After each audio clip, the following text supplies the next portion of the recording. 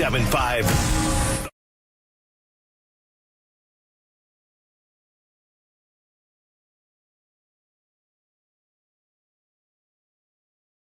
Chance to win $1,000 in a brand new 2023 Birds Kelly Green jersey. Text the word crazy to 45911. Like you're crazy if all of a sudden after last night you don't think the Phillies will win the World Series.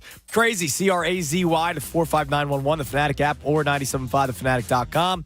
One word is selected at random will win $1,000 in this company-wide contest. Winners will get a call from Beasley, so be sure to answer your phone. Complete rules at 975thefanatic.com. 975 The Fanatic's Kelly Green Cash is presented by Rand Spear, the accident lawyer. Demand Rand. Call 1-800-90-LEGAL. Please never text and drive. Good luck.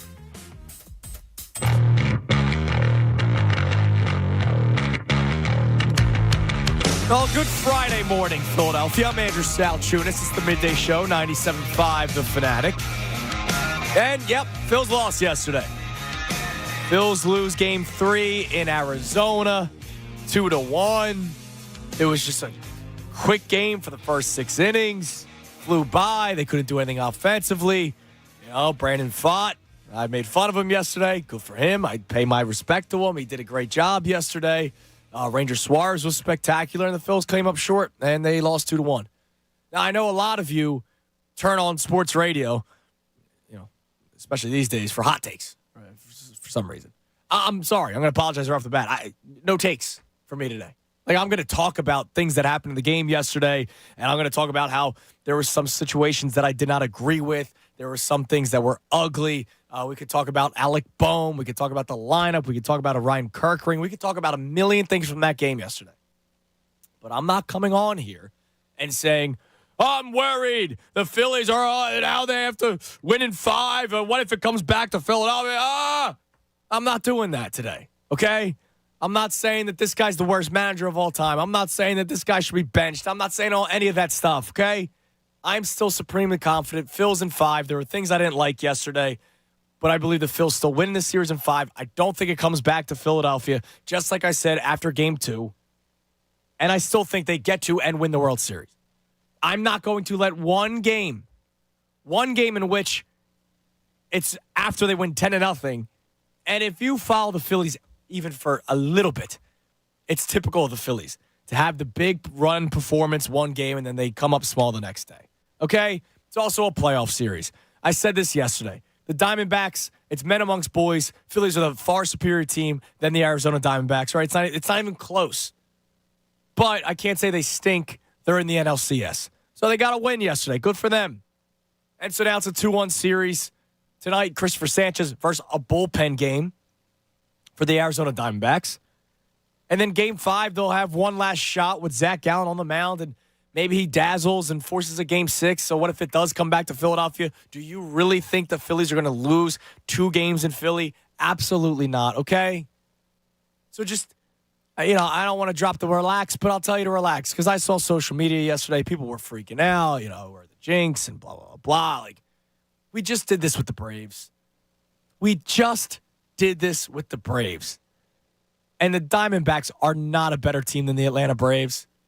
Nick Castellanos said it best after Game 2 against Atlanta. They played better after getting punched in the mouth.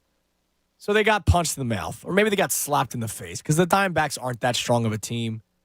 So if you're coming in here for a hot take of, this guy should go and sit on the bench. No, I'm not doing that today. I'm telling you, I'm getting ready already for Game 4 tonight. I'm ready to watch 8:07 first pitch. Phils take care of business, okay? I'll vent with you. Like I see John in High Point. He already wants to vent about last night's game. That's fine. I have stuff that I want to talk about.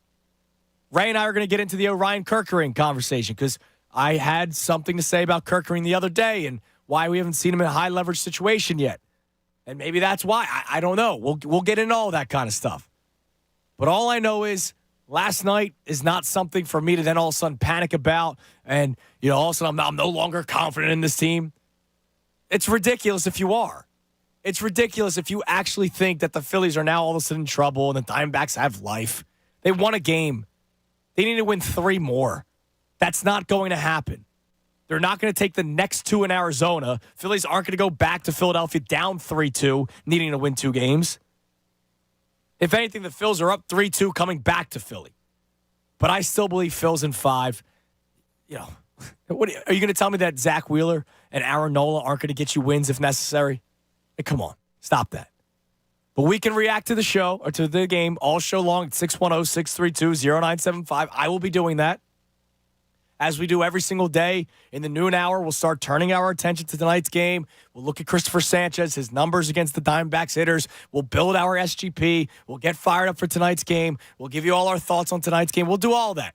First half of the show, it's reaction to yesterday.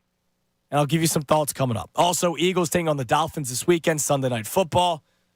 I do have a thought on this game that a lot of you might not like. And I'll be honest, I don't like it. You know me, I'm Mr. Holly Jolly. I'm Mr.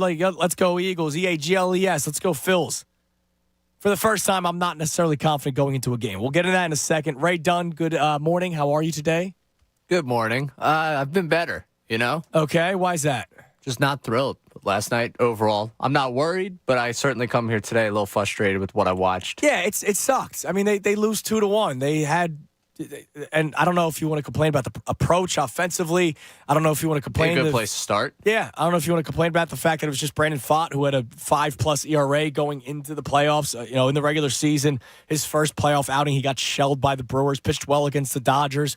But you're sitting here going, well, the Phillies are raking right now. They're not going to lose to Brandon Pfaadt. That could be part of the frustration. The Phils almost won a game. Here's one of the things I take away from it. The Phils played their worst game of the playoffs. They're by far their worst game of the playoffs. Game 2 against the Braves was not their worst game of the playoffs. Last night was their worst game of the playoffs. They lost 2-1. So I'm not going to sit here and be like, oh my God, I'm going to yell and scream into the microphone. The only reason why it sounds like I'm yelling and screaming is because I still need to work through this voice, damn it. Yeah, it's okay. It's getting better. You sound strong. Yeah. You sound strong. It's just tough when you have a game the way it went where defensively you made some really great plays, got yourself out of some really tough situations. Hoffman coming in, getting you out of that situation. Like, you were playing yourself out of bad spots all night, putting yourself in position to finally capitalize, and you're just waiting for someone to come through, for someone to have that big swing. And whether that big swing is a home run or just putting the ball in play and making something happen. And you just really never got that. For a team that's built to bash, the old ball goes boom, this is the way this team wins. It's frustrating when you do everything so well that we talked all season about. To that point, Ray, the ball goes boom. It doesn't go boom in Arizona as much. I understand it doesn't go. That's what I'm saying. Putting the ball even in play is really my more concern. I mean, Pfaadt got 17 outs? 9 of them were strikeouts? Yeah, 9 strikeouts. Right? The team total had 13 strikeouts last night. So what?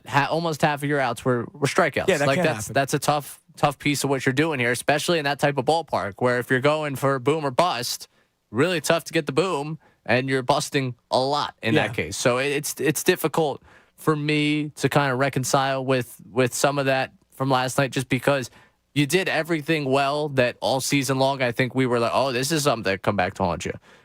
Bryce Harper gets aggressive running from third. It works. Right. You make the defensive play. I mean, Trey Turner turns a double play with a runner on third and there's a runner first and third, no outs. They turn double play. First time in postseason history that the runner on third did not score on a double play in that spot. They make that defensive play. Like, they did things where it's like, okay, you put yourself in a really good spot with situations you wouldn't expect based on the strengths of this team.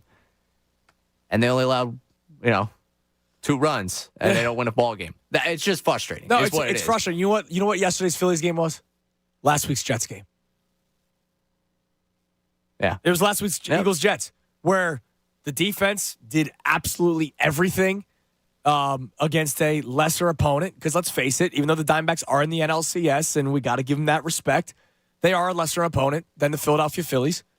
So the Eagles played the Jets last week. Defense did absolutely everything. And then the offense shot themselves in the foot sometimes. Just like the Phillies offense with their approach, their lack of ability to put the ball in play, shot themselves in the foot yesterday.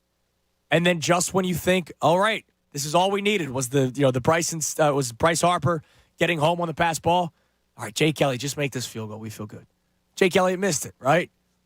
It wouldn't have done anything because the Jets ended up scoring a touchdown. It would have still given them the lead, but whatever. Like, all you needed was one more thing to happen for the Eagles. All you needed was one more thing to happen for the Phillies last night. It's last week's Jets game.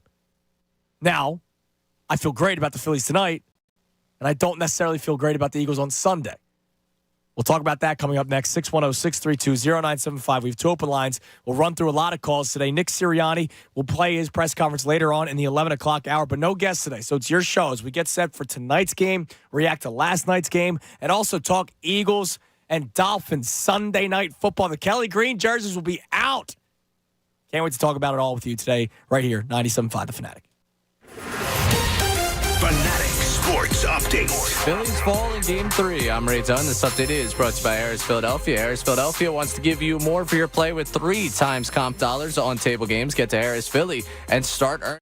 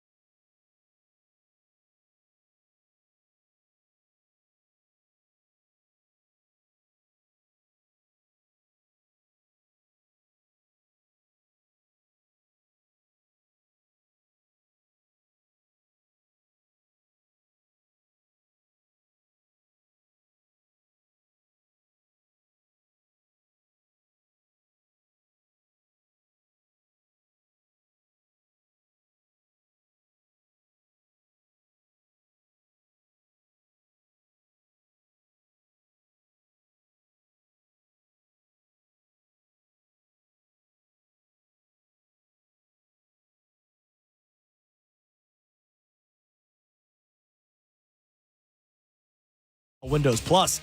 Make no down payment with no payments and no interest for 12 full months. Call 866-90Nation or visit WindoNation.com. Picking up the pieces from last night's Phillies loss against the Diamondbacks. Phil's up 2-1 in the series in the NLCS, but also Eagles getting set to take on the Dolphins this Sunday. So that means it is a Football Friday, and Football Fridays on the Fanatic are presented by Pumpman Philly for 24/7 emergency repair or pump replacement. Count on Pumpman Philly. The guys know to fix your flow. So here's the deal. Not necessarily feeling too confident about the game Sunday night. I'll be honest. And it's the first time all season. I felt great weeks 1 through 4. I thought the Eagles would beat the Rams, but it was the first time I didn't think they would cover. And then, look, they ended up covering. And then I thought they'd beat the Jets by 20 points. And they lost. And so here's the deal. My feeling going into Sunday's game, I don't think has anything to do with last week. It has to do through the collective 6 weeks. And here's what I mean. You think about the first 3 weeks of the season. Offense wasn't great, right? Offense wasn't great week 1. Wasn't great week 2, except for DeAndre Swift. Week 3, we finally saw flashes. We saw Jalen Hurts throw for over 100 yards to A.J. Brown. That incredible touchdown pass to Olamide Zaccheaus. We saw good things, flashes. But it wasn't a fully great offensive effort. The defense was incredible, and they won them that game. Week 4, it looked better. Looked much better against the Rams. Sorry, it was week 4. Rams was week 5. That's okay. It looked better week 4. It looked great week 5. And then the Jets happened. You know, we got so much going on. Commanders, thank you, Ray. It looked great against the Commanders because the offense won the game against the Commanders. And then the Rams, week 5, you know, that was the first collective team win. But the offense played really well, except for the red zone, right? Like we knew about the red zone struggles, and that needs to be worked on. And then week 6 was terrible. They didn't do anything. They scored 14 points in the first half, a touchdown in the first, touchdown in the second quarter, and then blanked the whole second half. It was a terrible game by the offense. So here's the deal. They've had 2 very good offensive performances. Commanders, Rams. They had 1 offensive performance where they showed flashes. That's Tampa. They had 3 performances, whether you want to say bad, not great, or did not reach the level of our expectation. How about we leave it at that? Because I don't want to sit here and say, oh, the offense sucks. No, but they did not reach our level of expectations. So through 6 games, half of them, they have not performed to the level of expectations that we thought we would see. And only 2 of them were very good. One was okay. That was the Bucs game. So I can't even go 3-3. It's 3, 2, and 1. And so here's the deal. You can give me the whole preseason excuse. Last week was week 6 against the Jets. The first 3 weeks, first 2 weeks where the offense didn't look all that great. Okay, preseason excuse. Last week was not. So that excuse goes out the window. The offense needs to be not good this weekend.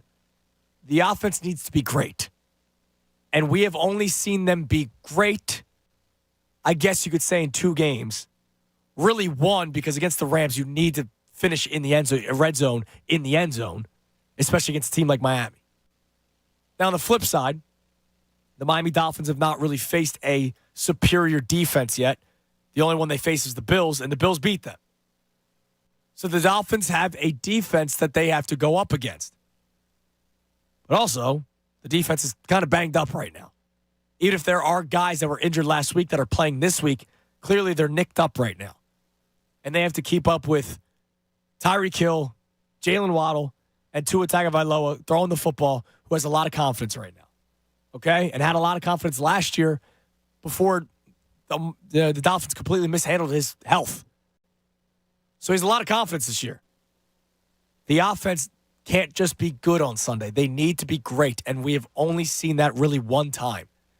And that's why going into this game, I'm not feeling the same level of confidence that I usually do, and I'm obviously not feeling the same level of confidence that I feel about the Phillies bouncing back tonight. The line, Eagles favored by 2.5. I was kind of surprised when I saw the line. I'll be honest. It's an Eagles line. Based off of what happened last week, the Eagles only scoring 14 points against the Jets. It's an Eagles line for them to be favored against the high-flying Miami Dolphins offense. But if I put Vegas aside, which is I usually do, I'm sitting here going, all right, the offense needs to do something they've really only done one time through 6 weeks this season. Ray, your thoughts? Yeah, it's about time the offense is the engine that drives you. It has to be. I mean, this is what we all expected coming into this season. You know, new coordinators on both sides, but one was within the organization. You had turnover all over the defense. And yet, through 6 weeks, I'm grading out the defense better than what the offense give me, given the standard I expected, given what I expected them to play to. And that's disappointing. And as much as people will go with, the Jets defense, it's pretty good. Robert Saleh, the whole, we embarrass quarterbacks. Yep. They're without Sauce Gardner and TJ Reed. The two starting corners were out. Your excuse of playing the Jets defense pretty much goes out the window. Yep. As soon as Craig James takes the field as a starting quarterback for the other team. And makes a play in the end zone. Yeah. Deflecting a pass. So I just need to see the offense show it. I need it to be shown this week, and I think they can do it. I don't think the Dolphins defense is anything to write home about. I think they can go about getting yards in this team. I think there is reason to be encouraged with the Eagles' defensive front going up against the Dolphins. There's reasons for me. I actually feel okay about this one. Okay. I'm not sitting here saying, Birds by 15, lay it. I'm not here ready to get all fired up. Obviously this is going to be a really good game. This is nice. It's a prime time. It's going to be a prime time game. It's going to be a battle back and forth. But I think I'm a little closer to the world of, hey, I think the Eagles could find a way to win this one, especially coming off of that Jets game. We talked about Castellanos getting punched in the mouth with the Phillies. This team got punched in the mouth. It's time to see how they respond to adversity, and I think they have the right group of people to do that. Yeah, they really don't lose back-to-back games. No. They really don't. I mean, they did last year, but that was when Gardner Minshew was the starting quarterback. So, yeah, all those other factors, it would make you feel great going into this game. And, Nick Sirianni's probably worked his tail off getting ready for this game. But, it's not Shane Steichen as the offensive coordinator. We have our questions with Brian Johnson right now. We have our questions with Nick Sirianni and the game plans going into games. Lack of adjustments last week when Jack Driscoll came in and could not do anything. And so, look, the Eagles are going to have to score probably more than 27 points to win. They can maybe keep the Dolphins to under 30. But it's not going to be like the Rams game where they won, 23-14? No. The Dolphins are not finishing with 14 points on Sunday. The Dolphins will finish in the mid to upper 20s, if not into the 30s. And so the Eagles' offense is going to have to put up that kind of numbers, which they've really only done once this season. They did it against the Bucs, but different circumstances. In terms of a full team performance, it was the Commanders game was the only one really where you went, all right, that's where the offense finally looked really great. Yeah, they're going to need to score and they're going to need to convert because that's been the biggest thing. And, basically red zone right at this point. It's all I feel like I have to keep hammering home on. But you have to convert against this team, because they're going to get their opportunities. Now, it'll be interesting to see this defense, the way it's set up to avoid the big play, given the defensive front attacking the Dolphins. If they're able to keep them in front of them, if they're able to make Tua move around, make him a little bit uncomfortable, and avoid allowing the big play. Because, it's been big strike after big strike after big strike for this team. They are chunk plays like crazy. But what freaks me out in response to that, in terms of big plays, it's not just big plays over the top. No. And there's been two things that have worked against the Eagles so far this season. On the offense, it's bringing a lot of pressure. And that's not me taking a shot at Jalen Hurts. It's not me taking a shot at the offensive line. But we saw in the first 3 weeks of the season, right? The first 3 weeks, Bill Belichick, Brian Flores, and Todd Bowles. And then he saw it last week with the Jets. They brought pressure every single play. They were getting to the quarterback almost every single play. And part of that's because of Jack Driscoll was just terrible. But it made Jalen Hurts not look like the Jalen Hurts we saw last year. The other thing that's worked, getting the ball out quick. The only game that really there was a quarterback that seemed comfortable was Sam Howell. But getting the ball out quick and then, Tyreek Hill with space is terrifying. Jalen Waddle with space is terrifying. And we also know how the Eagles like to play 10 yards off the line of scrimmage with the corners. And it's kind of like, what do you do? yeah, you kind of do play 10 yards off the line of scrimmage against Tyreek Hill because you don't want to be right up the line of scrimmage. Because if he gets by it, see you later. But if you're 10 yards off and they just run a quick slant with him, he could kill you all day. No, absolutely. I mean, the reason the league hasn't quite found so far this season the way to slow them down is, one, a matter of the talent they've gone against, but two, also because of the different ways they can beat you. And I mean, just watching McDaniel operate with whether it be the crazy motion they use to get guys into space, to get guys moving, the way they operate with speed over the middle, over the top. They do a lot of crazy, unique things. I imagine Sean Desai's gotten very little sleep this week, getting ready for this one and preparing for what they're going to see. I do think that they are in a position where defensively, the way they scheme it up, it could lead to slowing it down, but not stopping. I don't think they're stopping this team. They're going to get theirs. Right. But I think they are at least in a position to slow it down. Whether that, and come back Monday, they gave up 30-something points. How it happens will matter a lot. If you win 33-30, I don't care. How it happens will matter a lot. And I think be interesting to see. I heard this week on the morning show them talking about the Commanders' recipe for success against the Eagles last year being something that the Eagles could deploy against the Dolphins this year. Trying to keep them 9-minute drives. Yeah. Yep. It's possible. I mean, look, there's the over-under is 51.5, and that did cross my mind this morning of, well, the Eagles do have a ridiculously good run game that they went away from last week. And maybe they just control the clock and they keep the ball as long as they can. But the second they don't get in the end zone, because that's the thing, they have no problem getting into the red zone. It's getting into the end zone that's been an issue. And so that's great and all if you take 8 minutes off. But if you only finish with 3 points, you could be in trouble. You could be down 7-3. Good luck. And then if you go down and it's all right, you got a touchdown, you're up 10-7. That's great. Took off another 8 minutes. You're now down 14-10. And then if you go downfield and, oh, man, we need more than a field goal here, and you don't get it on fourth down, and the Dolphins go downfield, it's 21-10. The Dolphins have that good of an offense. Can they stop them? We'll see. I mean, I'm hoping Slay's back with James Bradbury, and you'll have some other guys come back in the defensive front. It's going to be the best defense that they faced so far this season, other than the Bills, even though the Bills' defense hasn't been spectacular. So I feel good about the defense. It's just the first time where I don't have that supreme confidence going into an Eagles game all season long. 610-632-0975. We have one open line. Let's go to the phones. Talking Phillies as well. Phils lose last night. They bounce back tonight. Don't worry. Phil's in 5. It's all good. Let's go to Mariano in Argentina. Mariano, you're on the Fanatic. What's up, guys? What's up, brother? How are you? Man, I'm good, man. I'm still confident about this team. It was a weird game, but sorry, my voice is killing me. Tell me about it. That game proved to me that the D-backs need the Phillies to play terrible baseball in order to win. I mean, the Phillies are not going to have 2 or 3 bad games in a row. Probably just, they're still human.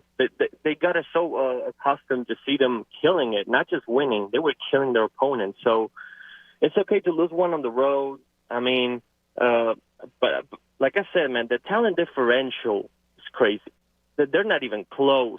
I think even the Braves were a much better opponents than the D-backs, and we still lost one to the Braves. And nothing happened. So no, that's what I mean. Yeah, I mean, I think you and I were on the same page after Game 2 against Atlanta. They'll be fine. And this isn't Atlanta. This is the Arizona Diamondbacks. After Game 2 against the Braves, I still said Phil's in 4, but there was that, that sense of doubt in the back of my mind, they're playing, the best team in baseball this year. The Diamondbacks, good for them that they're in the National League Championship Series, but they don't strike fear upon thee. Not at all. And I was thinking that I'd rather the Phillies take this kind of losses now, and because this is the kind of game that helps you shape up a little bit, like a slap in the face, like Castellanos said.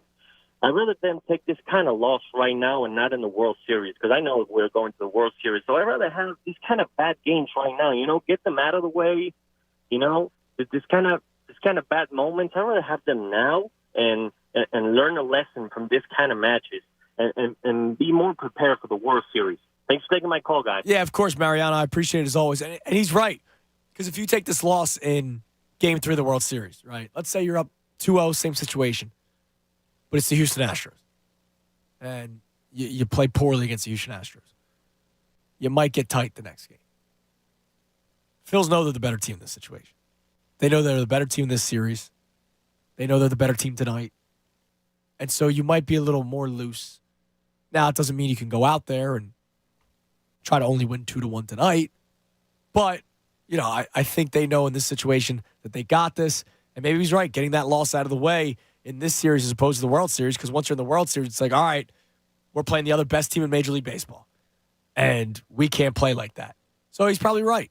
Let's go to John at High Point. John, you're on the Fanatic. What's going on, boss? What's up, John?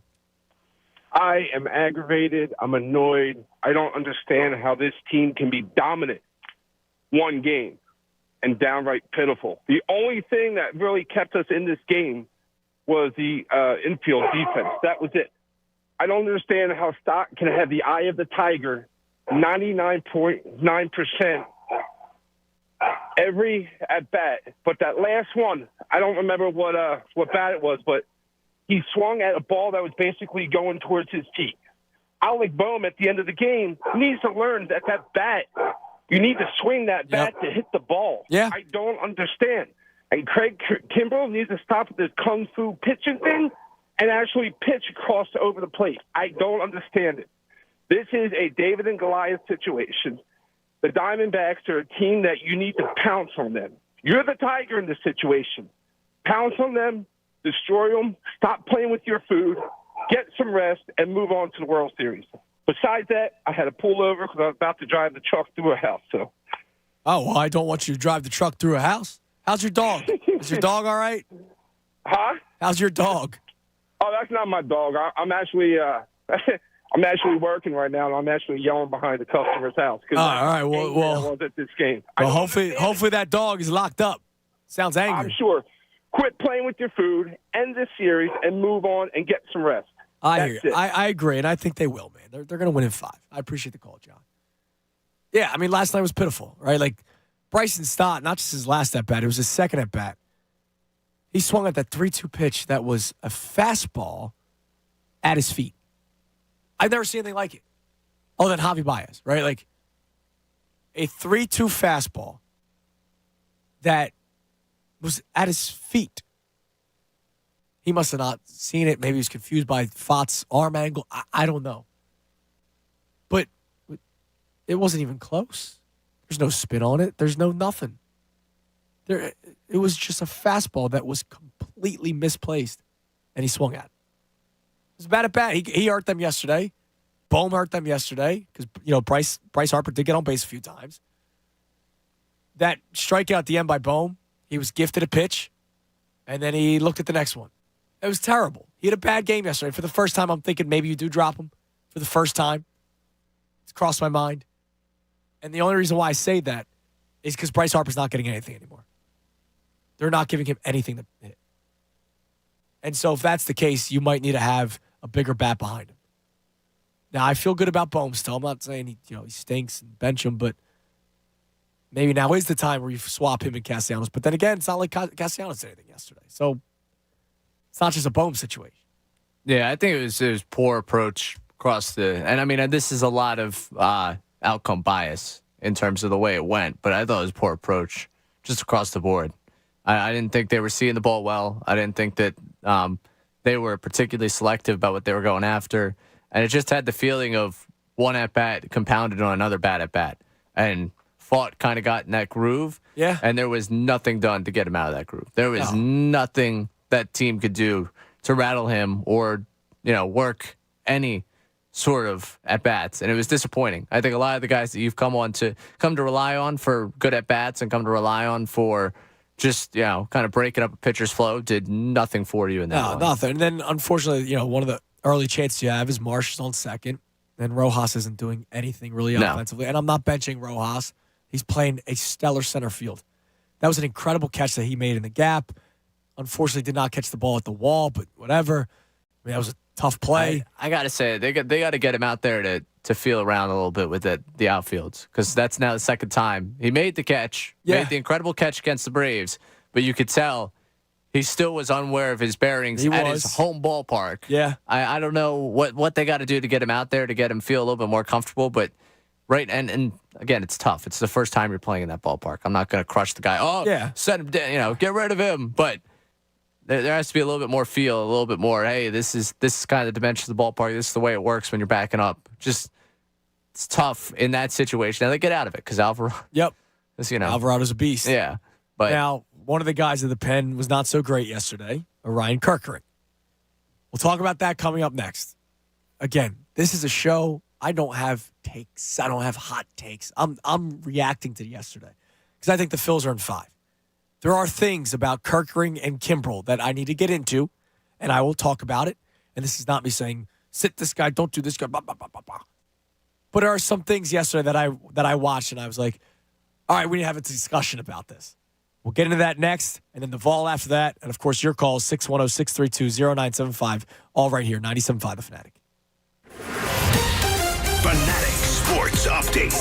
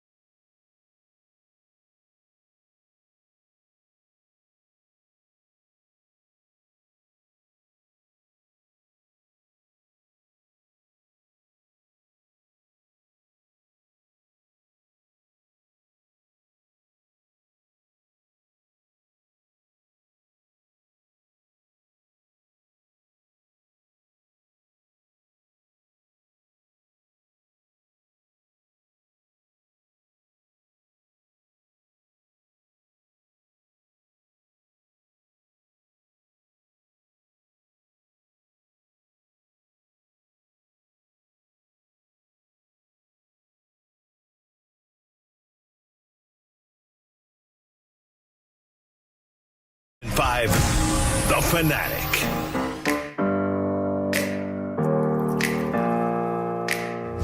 10:51, 97.5 The Fanatic. I'm Andrew Salchunas. We got the vault coming up in 9 minutes. Sorry, Ray, you actually had to work today. So difficult. Yeah, it was not a victorious Phillies day after vault where you just get to pump out highlights and it's a lot of fun and joyous. I think this will be a good one. Okay. I'm excited for this one. So I got to apologize to the Philadelphia fans out there because I do believe I played a hand in the loss yesterday. And part of it's because of the vault yesterday. I'm not casting blame on you. It sounds like it, but go ahead. Even though I walked in today and apparently I blamed you yesterday. Listen, I have sources that were at the watch party that said at one point you turned to someone and blamed me for not being there. No. I will tell you right now, I barely spoke at the watch party yesterday because of this voice. Well, maybe I need new sources. Yeah, probably. And if your source is Pat Egan, then No, it's not Pat Egan. Pat, you think Pat would rat on you like that? yes. No. Brendan Petrelli, Nope. Mary Beth. Can't confirm nor deny any okay. reports. Well, hold on a second. She even said I didn't talk. So she's backstabbing me, I see. Just playing both sides. All right. I understand. I understand the situation. All right. I see how it is.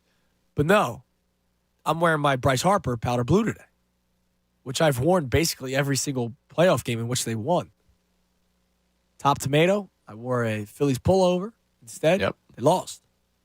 Yesterday, I went with the Rollins jersey because it was the anniversary of the walk-off against the Dodgers, which you played during the vault yesterday. True, I did. Which is one of my favorite Phillies moments.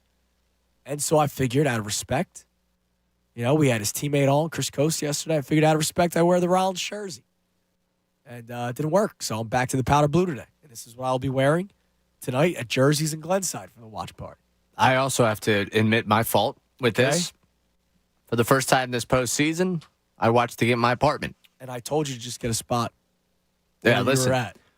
Jen also said it when she came in. She's like, I'm a little unsettled by the fact that you're not going out for this game. Yeah. I am a big believer in the superstition. So I'll be honest. This one is on me. I thought back to the last time I watched a game in my apartment. Do you want to know? Sure. No hitter in the World Series. Okay. Yeah. Listen, So dude, apartment's cursed. I officially gotta be can't out. watch games at home. you got to be out and about. So I'll see you at Jersey's in Glenside today. 8 o'clock. Sure. Yeah. Yeah, I'll see you then. I'm looking forward to you and Pat having your watch party. thank you. I will be elsewhere, appreciate it. but I Hey, we have a winning record when we're at least in the same establishment. 1-1 on watch okay. parties. but and then 2 at the Phillies at Citizens Bank right, Park. so we're 3-1. That's pretty I'm good. just saying. That's pretty good. Just saying they'll be up 3-1 today. All right, so before we get to the vault and your calls, Kirkering yesterday. So I said this a few times to you the last couple of weeks, really, ever since the playoffs started. We had seen him in one high leverage situation the entire playoffs, and it was a bullpen game, so they needed to use him. It was the game 1 against the Braves. Suarez goes 3 2/3. Hoffman gets the job done in the 4th, and then they had to go with the bullpen. Remember, they go with the second inning with him, and he walked the first batter. Thompson pulls him. So yesterday's his first, I guess, real high leverage situation where it's not a plan. It's not a bullpen plan. And he didn't pitch well. We were just talking during the break with Tyrone. Tyrone's talking about how he only threw 2 fastballs yesterday or something. Like, it was all sliders. And yeah, that might be true, but at the same time, you made the point, and you're correct. He left the sliders up. Like, they were hanging. And I'm not giving up on the kid by any means. But I found it interesting that in his first high leverage, look, he pitched 10-0, to close out the game. It's been all these big leads. And I wouldn't really do anything else because he's a young kid. This is his first time in the big leagues, and he's pitching in the freaking playoffs, right? And so he goes out there yesterday. I'm not saying that I'm giving up on the kid. But now it leads to this question. Because I can't talk out of both sides of my mouth here. Earlier in the week, I said I can't see Sir Anthony Dominguez in another high leverage situation. That would have been Dominguez's spot yesterday. And so instead, Topper goes with Kirkering. So I don't hate the move. I'm not being critical of the move. Like, let me make this clear. I'm not ripping Rob Thompson for going with Kirkering. But after seeing what we saw last night, are you comfortable giving him another shot in a situation like that? Or are you back to the guy who struggled this year but did it all last season at a high level in Sir Anthony? It's hard. As much as I want to see what he's got, I was I will use the word surprised. I was surprised. I thought they were going to go Sir Anthony today. I really was. I thought we were going to be having the conversation about Sir Anthony today. I didn't think it was going to be. But hey, Kirkering, I'm all for him. Like, getting do you feel a certain type of way that he went Kirkering? Because I don't. No, I understand why he did it. I think he lost Sir Anthony's trust, or Sir Anthony has lost the trust of Rob Thompson. I think the going to Kirkering tells you more about Sir Anthony than it tells about Kirkering himself. Okay. I think they have to be able to open up the arsenal with him, like what Tyrone was saying out there about the fastball. Going fastball. Like, you can't 100 miles an hour. Right. You can't just pepper the sliders. Like, I understand. Maybe you're worried about him, overthrowing. You're worried about, guess what? Postseason, you got to kind of unload everything here. I can't have him slider, especially if he's not executing on the slider. And you saw that. I mean, it becomes batting practice for you. So, okay, let's just sit back, wait for it. Let's push it to whatever field I need to, and now we're set up. I would like to see Sir Anthony in those spots. I understand that's probably going to come back to bite me at some point, but I think he's got the experience in it. They're clearly open up his arsenal a little bit more. I mean, it's all about him pitching with confidence. Yeah. Like, to me, there's so much more of getting Kirkering set in what he needs to do and how he needs to approach hitters, especially now that they've seen him twice already in this series. So this is going to be, and I understand when you're pitching in the minor leagues, it becomes a set where, a 6-game series, like, you're going to see guys over and over again. But now you're seeing major league hitters over and over and over again. A little bit of a different game in that sense. A little bit of a different sky report in that sense. Like, to me, I think seeing him time and time again, not the best strategy for them moving forward. I would probably want to see Sir Anthony get that opportunity. But I would like to think that I'm sure, let's go 95% of Philadelphia was cool with seeing Kirkering on the mound. Yeah, absolutely. And I'm not saying, listen, I'm not telling you that I think that it was the wrong move. Right. But if you saw Sir Anthony, it's easy. I'm not saying it's easy for you to say this today. But it's easy to say this today because Kirkering didn't do well. Right. It's more of a going forward thing. If we saw Sir Anthony coming out of the pen yesterday, we'd probably be like, uh-oh. Yeah. Oh, 100%. Man, I just think ball game. It was interesting to see them go to him up 10-0 because they had never seen the guy before. And I was wondering, are you giving them a look at him? Like, up 10-0? Like, obviously he comes out the next day and doesn't have his stuff. And I don't think it's a reason, he's not going to be put, on the shelf. He's not going to be Tyler Walker standing on the top step. Right. You don't see him this postseason. Like, he's still going to get his opportunities, but it's interesting to see the way he jumped Sir Anthony Dominguez in the depth chart. And I think it's, great to show trust in your young guy, trust to go out there and do it. But he's now shown you that, it's not always going to be rainbows, butterflies when it comes to that slider. Now, so the question is, does he go back to it? And now you say you'd go Sir Anthony. I would probably go back to Sir Anthony, which, now we're just flip-flopping back and forth. But now you got to take the mindset into it. Do you give, like Jeff Hoffman gives up the home run. He does not go right back to him, right? He waits until there was a big lead, and he gives Jeff Hoffman an opportunity. Hoffman looks settled in, pitched great yesterday, right? Sir Anthony probably felt a certain type of way yesterday because that's his spot. I wonder if Sir Anthony feels a certain type of way. So does Rob go, listen, you're my guy, got you next? Or do you give Kirkering a second shot because you don't want his mindset of being like, oh, man, I just lost my shot? It's hard. I go back to the well on Sir Anthony. Yeah. I think I go back to the well. If I don't think I'm losing either one of them because I think, Kirkering, if there's anyone on this team that's playing with the house money, it's kind of him. I'm here. The thought that I'd be here earlier in this season is kind of crazy. Let me figure this out. Sir Anthony, it is one of those oh man, am I just mop up duty the rest of the way? Right, which you don't want that in his head. No, especially for a guy that has not been pitching confidently. I don't think Kirkering's performance yesterday is any indication on his confidence. No, neither do I. I think it's just him not executing his pitches and them having a solid game plan to go after him. Yeah. I think Sir Anthony, it's more of, dude, you got to trust your stuff. You've got filthy stuff when you're on. You have to go out there and attack hitters. This can't, you're not Aaron Nola trying to go 6 innings. You are Sir Anthony Dominguez trying to power through the power of a lineup once. Right. Like, give me everything you got. Right. So I need him to kind of take the bull by the horns there. All right, so we'll see what the decision ends up being today. Rob Thompson said yesterday that everybody seems to be available today, including Craig Kimbrell, who threw a lot of pitches. And we'll talk about Kimbrell later on the show as well. I was going to get into him in this segment after the Kirkering because, it was bad yesterday for Kimbrell. Making no bones about it. It was bad yesterday, but we'll get to that later on. It's time now for the Vault.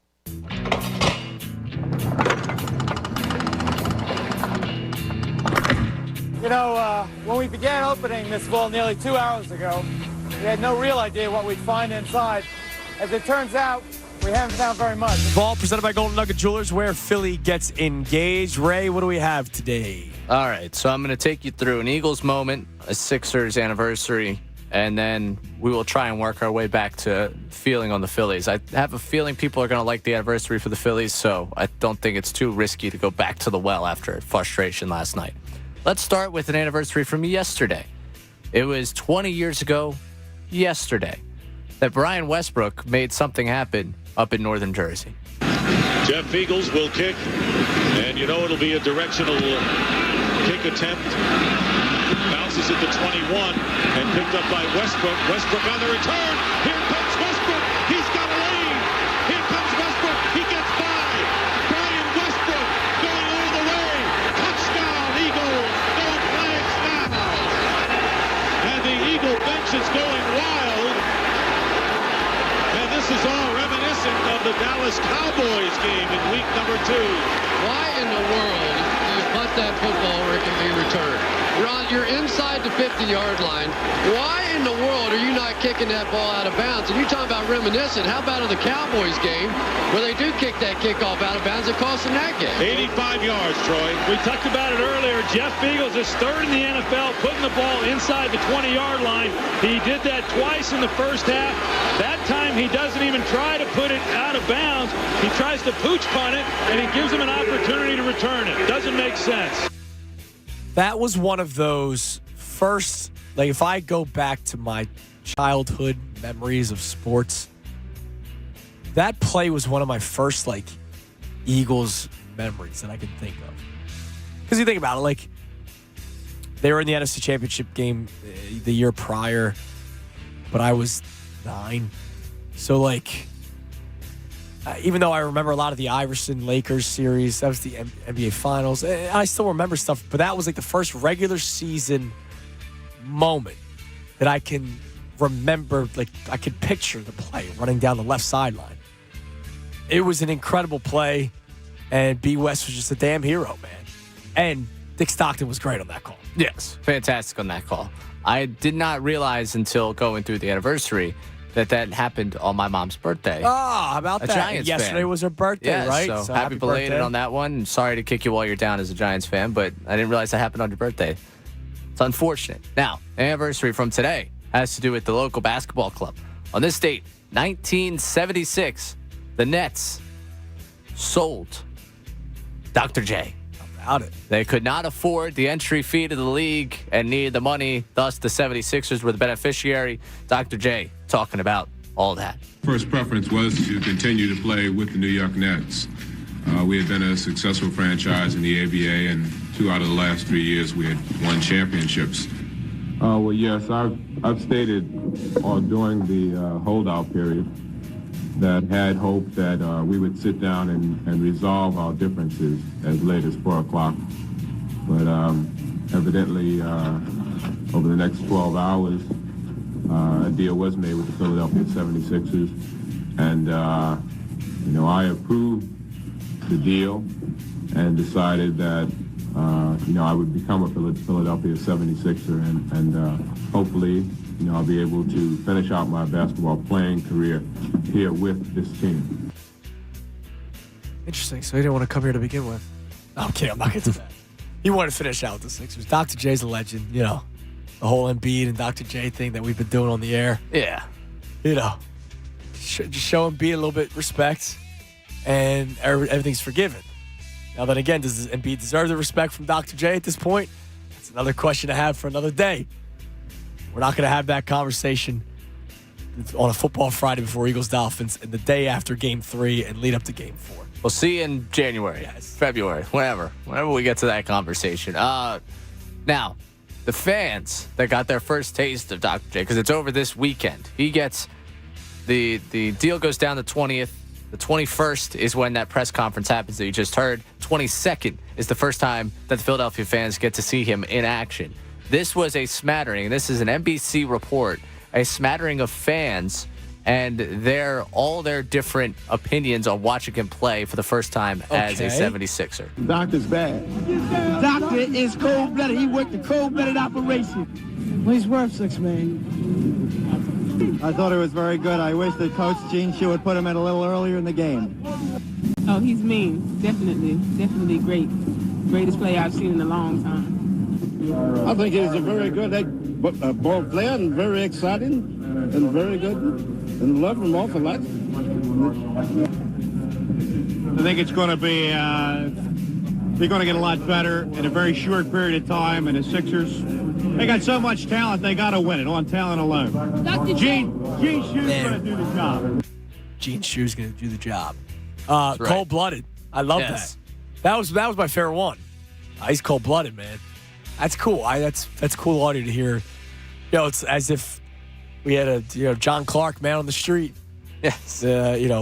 Celebrating the Phillies World Series in a couple weeks. They did this after Dr. J's first game. That's great. It's the second one after the cold-blooded one was this guy, and I could see him in the video. Nittany Lions hat, sweatshirt, and he's the one that says he's worth $6 million. And he says it with just like dead expression, like nothing. He's worth $6 million. And I think they were waiting for him to say something more. He just said nothing more. But it was so true. He's worth $6 million they got. Now, Dr. J want to talk about those fans following that first game. Well, when I first got introduced and I went out, I didn't know what to do. And it was a real thrill to have so many fans out there and welcoming me to the city and to the team. And hopefully it was a very positive indication of what was to come this year. I know all those fans as well as management of this club and players alike, have great expectations for the year. Yeah, it worked out pretty well for him in Philadelphia. I'd say so. Spoiler. All right. This weekend marks the anniversary of the first World Series championship that the Phillies ever won. I'll take you back to Game 6. We'll get you a couple things right in a row for you. First, let's get you the open. Mike Schmidt taking the lead, and then we'll take you to that final end. NBC Sports presents the 1980 World Series, an inside look at the series and a preview of Game 6. Here at Veterans Stadium in Philadelphia, a crowd of over 65,000 has packed the Vet in the hopes of seeing the Phillies do something they've never done, that is win a world title. The Royals hope to send them home unhappy and bring them back here for Game 7 tomorrow night. Good evening and welcome to Philadelphia. I'm Brian Gumbel. Welcome to Game 6. As I'm sure all of you know, the Phillies are out in front in games by a score of 3-2. They will start tonight. Lefty Steve Carlton, their ace. The Royals will counter with Rich Gale, their starting pitcher, in Game 3. There'll be a couple of changes in the starting lineup. Jose Cardinal will start in right. John Watson will start behind the plate for the Royals. For the Phillies, the man on the bench and the man to watch, once again, will be Del Unser. He has come off the bench twice in this series with key pinch hits, conjuring up memories of Dusty Rhodes and his pinch hitting of 51. What I absolutely love is that a guy coming off the bench was the player to watch. Not Schmidt. That's not going to happen anymore because of universal DHs, right? But the player to watch was a guy coming off the bench. How cool is that, man? Not Schmidt. Not the guy that right here is going to put them ahead. 2 third basemen in Phillies history have put the Phillies ahead in World Series clinching games. Mike Schmidt, Pedro Feliz. There's your stat. Yeah. Here's Mike Schmidt. It's great. Base hit, right field. Here comes one run in. Smith is going to score. Heading for third is Rose. Smith stumbles, and now he finally comes across. He was late coming around. He fell again, and it's a 2-0 ball game. That's good work out of Schmitty. Good work by Schmitty. Some would argue the best work done in this game did not come with the bat, but came with the glove. I'll take you to that 9th inning. Pop-up. And one, Pete Rose making a big catch. It's popped up. Boom. Rose. They'll have a play.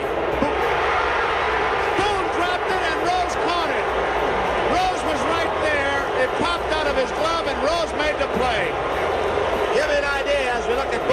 approaching the dugout. He picks it up. How much Pete Rose hustled. He came over to help out if he needed the help.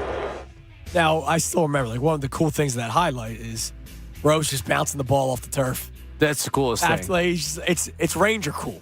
Yes. Ranger yesterday, 2 more great plays with the glove and just disrespecting the base runner. Yep. But Pete Rose to catch and then just like, yeah, I made that play. It's like a basketball. Bounce the ball. Yeah, it's amazing. All right, and now finally, that final out, which was called with no regard for future rebroadcasts on radio in later years. This is how it sounded. The crowd will tell you what happens.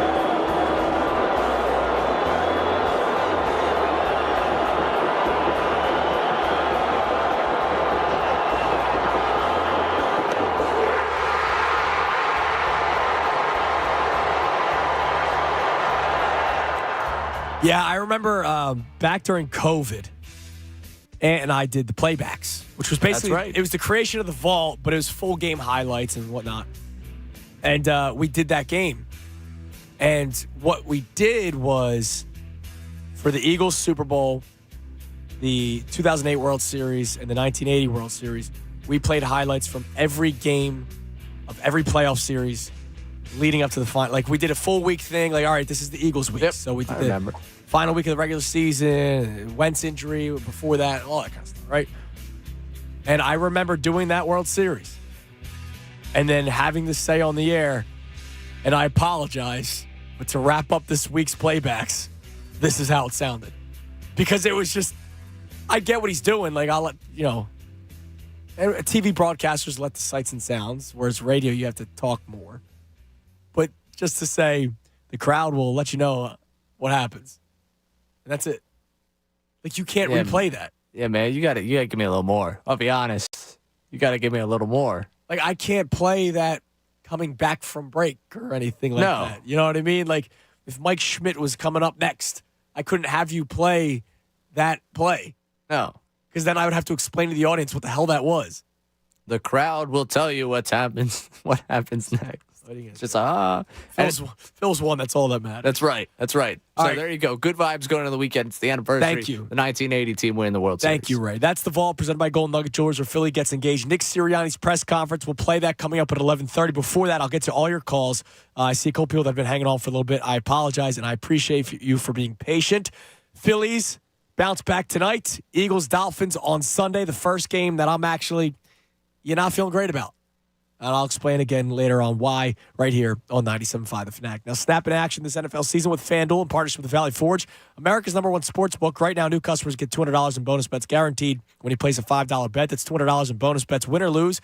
If you've been thinking about joining FanDuel, there's no better time to get in on all the action. Just visit FanDuel.com/Fanatic. The app's super easy to use. There's a wide range of betting options, including spreads, player props, over-unders, and more. I love the anytime touchdown bets. I love the anytime touchdown parlays because if you have like 5 touchdowns and you put $10 down, strong chance, depending on who you're betting on. Like if you're, betting on Christian McCaffrey, who's like minus 250 to score a touchdown.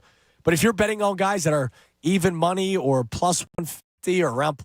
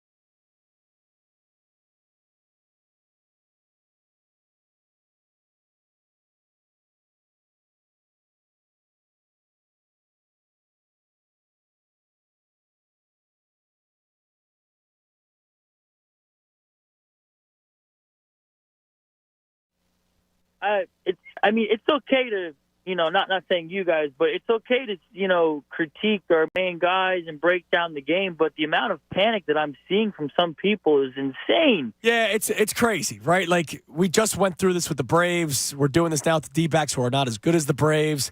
I think we are just so hungry, Nick, so hungry for a championship that every little thing will freak people out.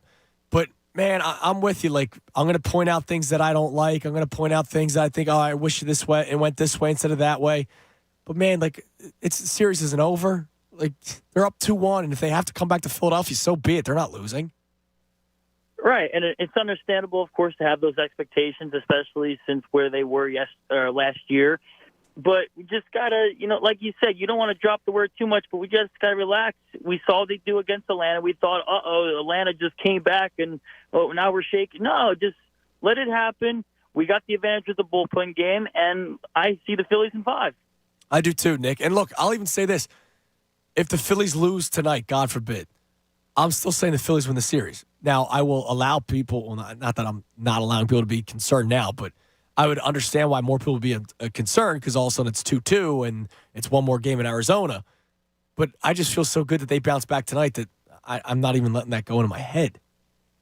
Right, and it's in the back of my head too, but you have like that kind of ace in your pocket of, God forbid, they're not winning in Philly, but we're not going back to Philly for this series because we're winning in Arizona. That's exactly how I feel, Nick. I appreciate the call, man. Let's go to Andy in Sicklerville before we get to Nick Sirianni. Andy, you're on the Fanatic. Yeah, hey, what's up, fellas? What's up, Andy? What's up, man? I'm actually a Dolphins fan. Okay. I grew up in South Philly, but I know you're feeling a little uneasy about this game, but I actually have it as a loss from Miami, and I'll tell you why. All right, please. Yeah, so I love Mike McDaniel. I love everything he's done with the Dolphins and with Tua. He's got confidence. He's playing great, but he has like, just like most coaches, has like an ego problem as far as like, it's going to come down to, in the game, he's going to want to showcase his star pupil, which is Tua. And he has, in these games, in these big primetime games, going back to last year when we played San Francisco and the Chargers back-to-back, what he did, all he wanted to do was the vertical mid-pass game, which is where Tua thrives at, inside the numbers. And I think it's going to come down to that, and I think Miami is the number one rushing offense in the NFL, and the reason the Bills were able to handle Miami and hold them to 20 was because he abandoned the run early. Devon Achane had 101 yards in that game, but 55 came in garbage time when the game was already decided. So that 55-yard run, you take that away, and they didn't do nothing as far as on the ground. Mostert had 7 carries for 9 yards versus the Bills. And I think Styles make fights. And I think in this one, I think Swift has a big game rushing because Miami's not great at defending the run. They gave up over 200 yards versus the Chargers the first game of the year. And I think Hurts gets loose a couple of times, too, even though he's not really playing his best ball as far as passing right now. I think he settles in. I think he'll have a game somewhere around 200 yards passing. But I think he'll have his 70, maybe even like 80 yards rushing, and I think that's where the game is going to be decided. Miami's not going to be able to keep the Eagles off the field long enough. I think the defense is going to get worn down. I'm looking at like 31-24 Eagles, and I think it'll be a comfortable 31-24 for you guys. I like you, Andy. Yeah. I appreciate the kind words, making me feel better about the Eagles this weekend. Thank you. Absolutely, buddy. You guys have a great weekend. All right, man. You too. Andy, a Dolphins fan. Is he doing that just to try to lure me in? Lull you to sleep? And he stabs me in my back. Look, you and I talked about earlier. Diamondbacks. Dolphins defense is not great. So the Eagles should be able to put up points. And as you brought up, maybe you control the clock like the Commanders did against the Eagles last year. Keep the Dolphins offense off the field. If that's their best weapon and you limit their chances, that's great. Eagles need to get into the end zone, which they have not been doing this year. Enough. They need to get into the end zone in a game like this because I don't think they do slow down the Dolphins' offense enough for the Eagles to win a field goal battle. You know what I mean? Yeah, if you have 5 scoring drives and 3 of them are field goals. I'm not feeling great about their chances. So that's why I'm kind of down the dumps or not confident going into this game. But look, if Andy's a Dolphins fan, so he follows them daily, he knows the deal, so I'll take his word for it. Number to climb in is 610-632-0975.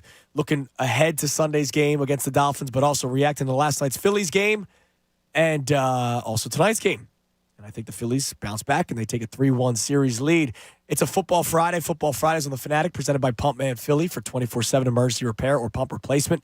Count on Pumpman Philly, the guys that know to fix your flow, because it is a Football Friday. Nick Sirianni spoke to the media earlier today. Here's what he had to say. How you doing? We'll do a couple on the record. Nick, yesterday, Lane looked like he was moving really well. What do you feel about his chances for Sunday, and what would his return mean for your offense? Yeah, we'll get you that information later here today. As far as where he's going to be, we'll see how today goes. We still got another day to go.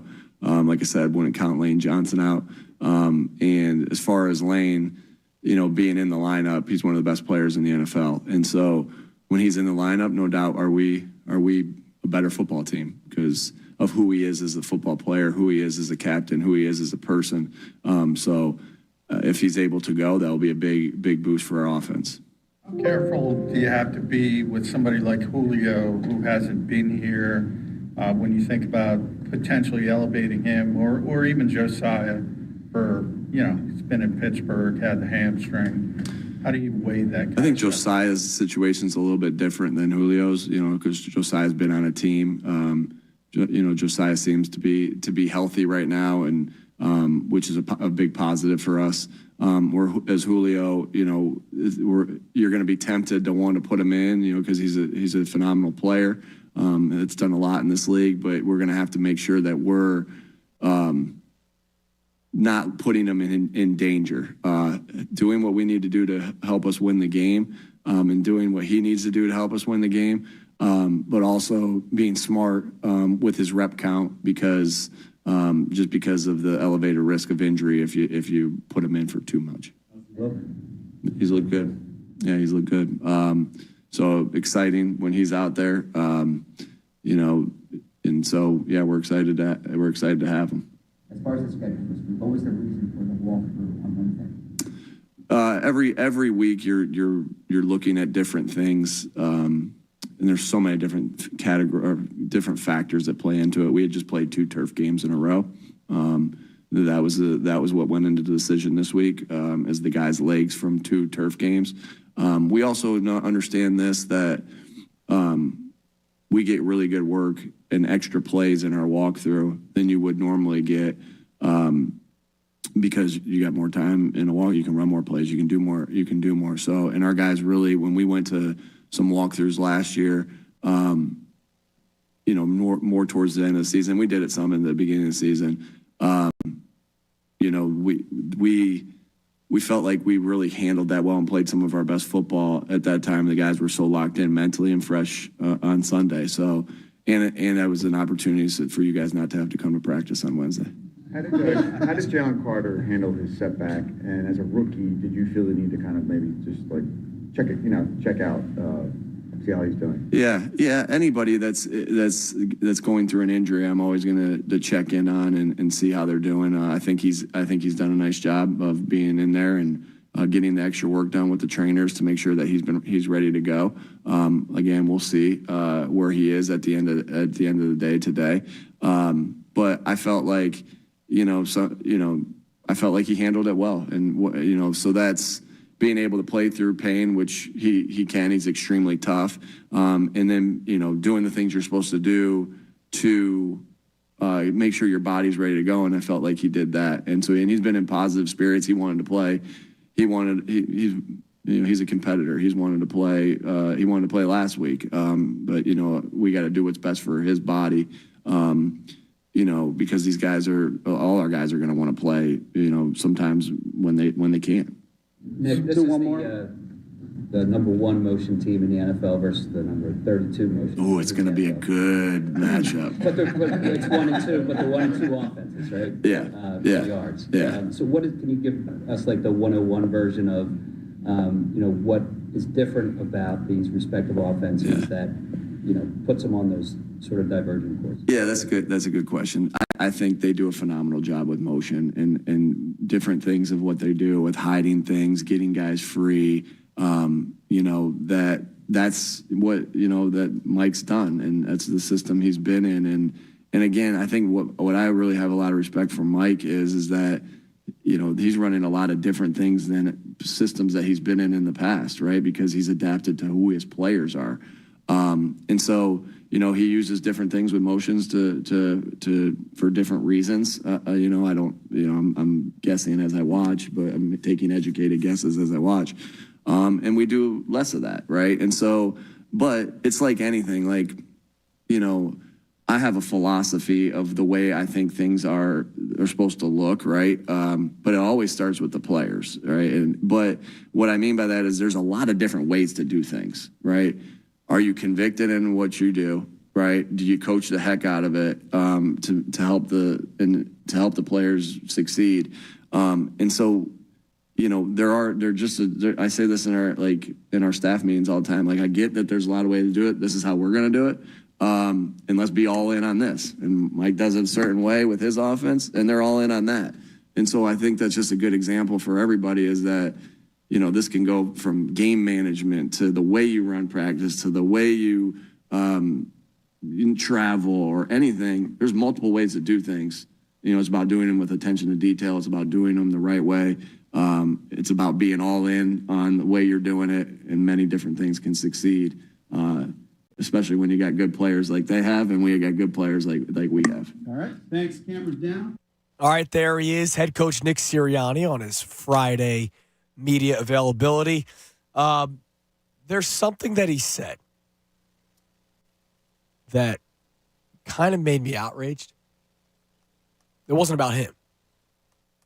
And I'm going to get into that on the other side. Because it's something that, it's just another thing that I go, why is this still allowed? I'll explain what coming up next. But Lane Johnson, no official word, but once again, does the whole, wouldn't count him out for Sunday. They desperately need him. I know this defense isn't that ferocious, but still, Jack Driscoll was that bad that I am praying that Lane Johnson is available. The Josiah Scott, Julio Jones situation. So we won't know who's active until Sunday. It sounds like Josiah Scott could play because he said, well, their situations are different. Josiah Scott's been on a team in Pittsburgh. Julio Jones, we got to be careful with him, blah, blah, blah. So kind of the way I took it was Josiah Scott potentially active on Sunday, Julio Jones not active on Sunday. So that then you have to think, all right, so their wide receivers will be AJ, Devontae, Zacchaeus, and Covey? Or Devin Allen? Oh, boy. Because it didn't sound like Julio Jones would be playing Sunday. No, it sounds like we're living in a world where Scott's going to play and Jones won't. Yeah, because he basically said, we don't want to put him in danger. He hasn't been on a team. He's one of the best players, but we got to get him up to speed and all that kind of stuff. And it has nothing to do with playbook. I think it has to do with game shape. Yeah. And it kind of seemed like he might not be active on Sunday. But Nick Sirianni, he's a competitive advantage guy and doesn't want to give too much during his press conferences. So maybe he is active on Sunday, but just kind of reading between the lines there, seems like Julio Jones we might need to wait one more week to see Julio Jones in an Eagles uniform. So no Kelly Green for Julio Jones. Yeah, I was going to say that kind of stinks for Julio. I mean, I imagine they've already made it up for him, but so he'll get to keep it. Yeah, he'll get to keep That's going to be an awesome jersey in 15 years. I've got a Julio Jones, Kelly Green, explaining that one to someone. It's very random. Yeah, exactly. Hall of Famer. Part of me wants to do it. Just for the 15 years from now? Yeah, just for the bit, I hear you. It's a lot of money for a bit. So coming up next, we have the cash contest at noon. Following that, I will give you the numbers for Christopher Sanchez against members of the Arizona Diamondbacks, and we'll talk a little bit more about the Phillies, the reliever situation for the Phillies tonight, facing relievers, so the bat situation tonight. So we'll start turning the page, right, from yesterday's loss, and we'll still talk about yesterday's loss. I see my man Heavy in Arizona's on the line. He flew out there. He's out there for yesterday's game. He'll be out there for today's game, and let's see if he's out there for Game 3 in Arizona as well. Not that there will be a fifth game. So we'll talk about yesterday's game, but we're talking about tonight's game. But before we get into the cash contest and the Phillies game, something that Nick Sirianni said, kind of in passing, that pisses me off. I'll explain what coming up next right here, 97.5 The Fanatic. Now, last night was a ton of fun. You could probably tell again by my voice, it's still not back. Had a lot of fun at Barnaby's in Havertown last night watching Game 3 of the NLCS with my man Pat Egan. Well, we're back together again tonight. This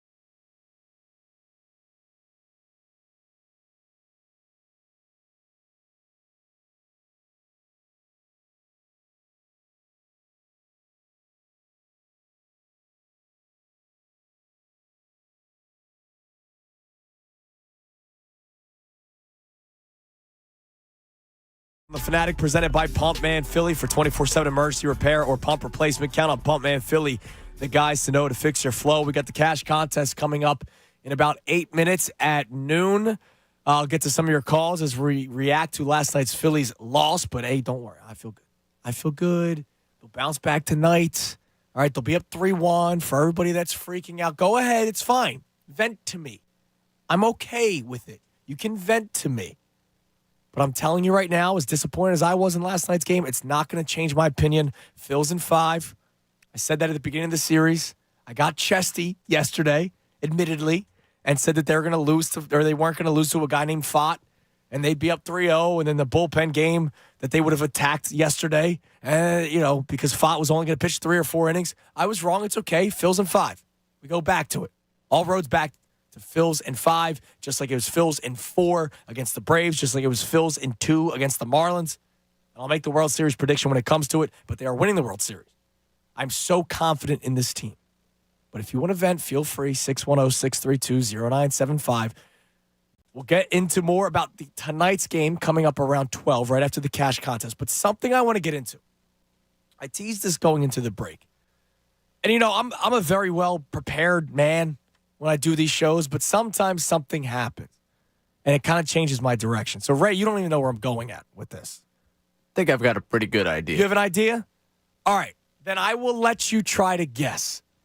We just played Nick Sirianni's press conference during the previous segment, and it was only 6 minutes long, so there really wasn't much in the press conference. But there was something that he said that pissed me off, and it wasn't about him. It wasn't about anything going on with the Eagles. So, Ray, I'll let you guess then. What was the thing that pissed me off during that press conference? Sirianni saying they had to take Wednesday for just a walkthrough and not a full practice because the legs were tired from back-to-back games on the turf. What the hell is the problem with the NFL? You are a billion-dollar corporation. By the way, congratulations. You were correct if you couldn't tell already. Thank you. And no, I did not tell Ray during the break that this is where I was going.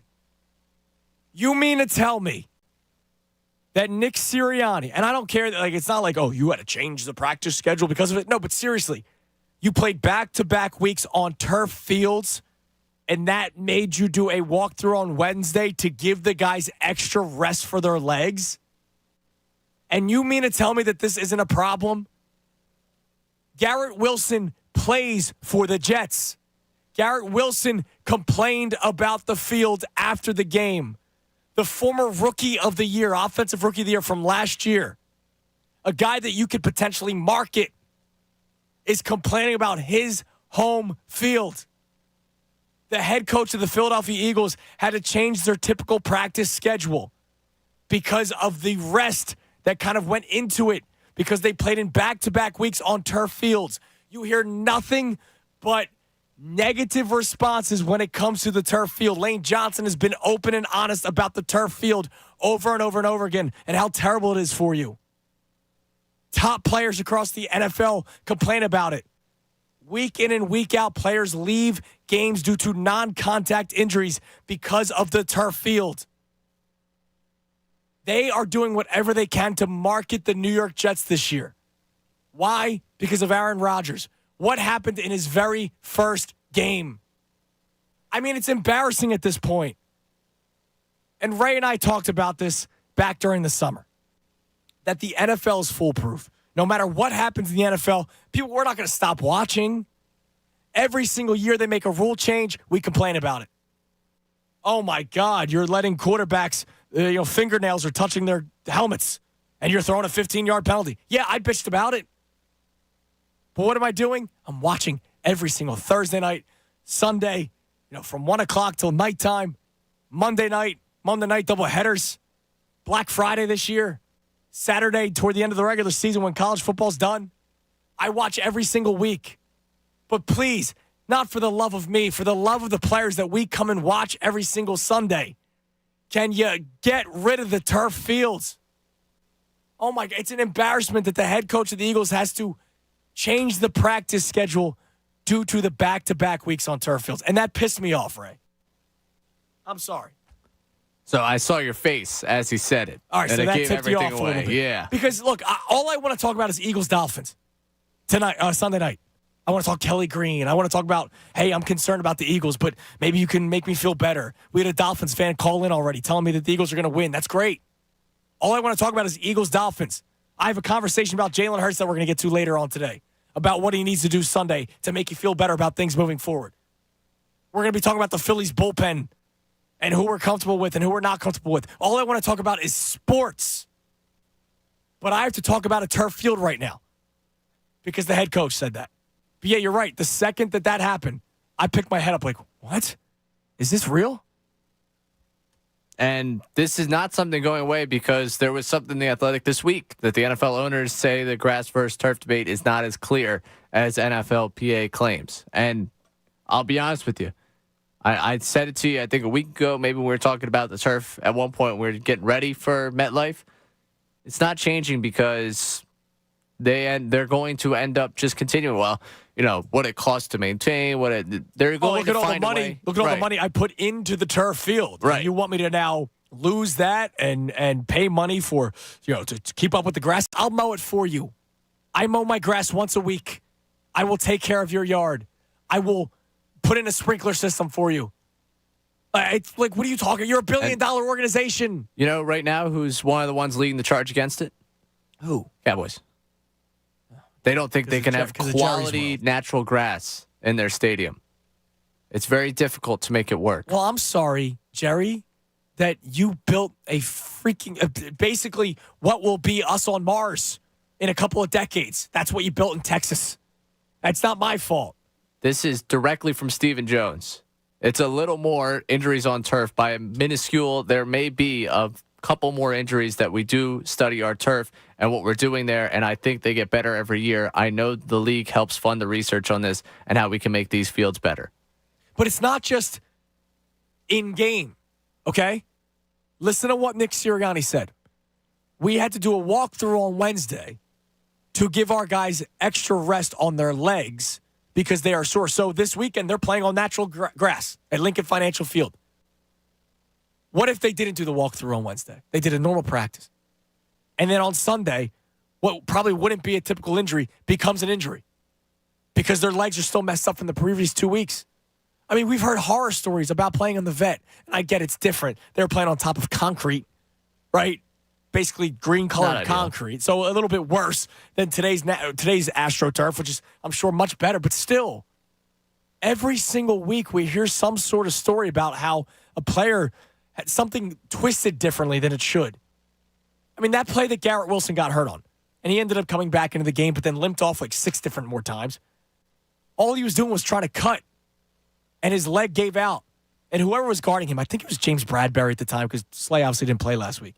Whoever was guarding him at the time, you could tell was like, are you all right? Like almost put his arm around him.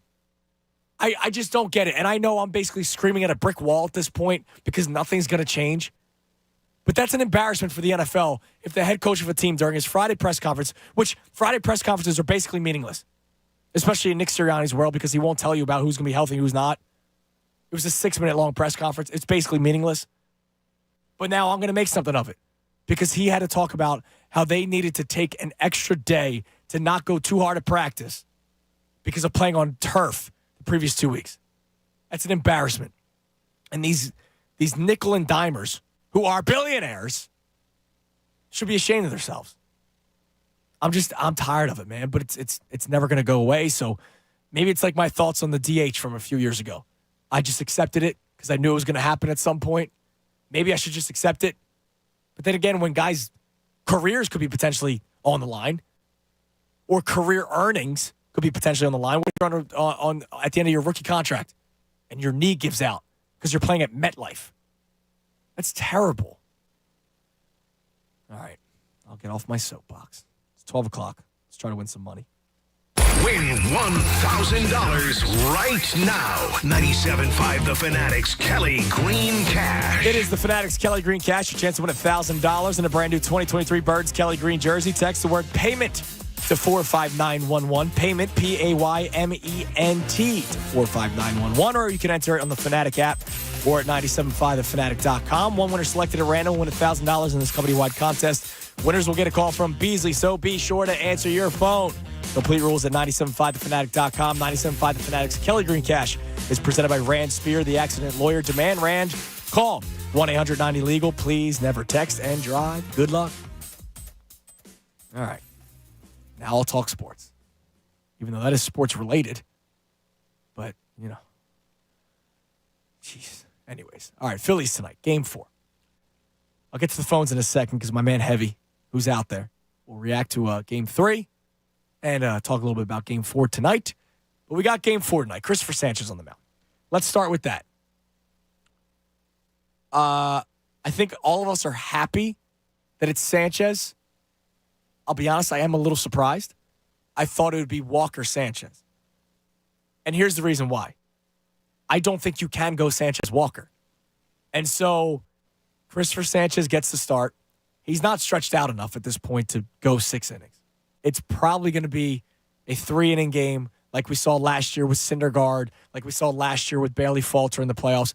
He'll probably give you 3 innings or one time through the order, and then maybe we'll see what the situation is once he goes in the order the second time.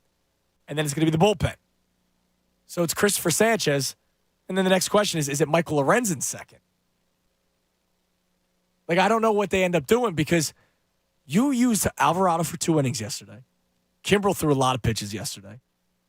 You'll have Sir Anthony Dominguez available today. Jeff Hoffman didn't pitch much yesterday, so he'll be available today. But these are guys who pitch 1, maybe 1+ innings that are available. Like, is Jose Alvarado available tonight? If there's anybody that could pitch 2 innings and then come out the next day, it's Jose Alvarado because he's just a beast. But you're kind of short with some of the arms, depending on how they feel the next day. And that's why I'm kind of surprised it's Sanchez to start. I'm not complaining about it. I'm just kind of surprised with the decision. Yeah, I find myself pretty surprised they're going with Sanchez here. I thought for sure it was going to be we got the veteran. We paid the guy. This is what we're going to do. Taijuan Walker's our guy. We're going to run behind him and let him have his moment. I'm thrilled, though.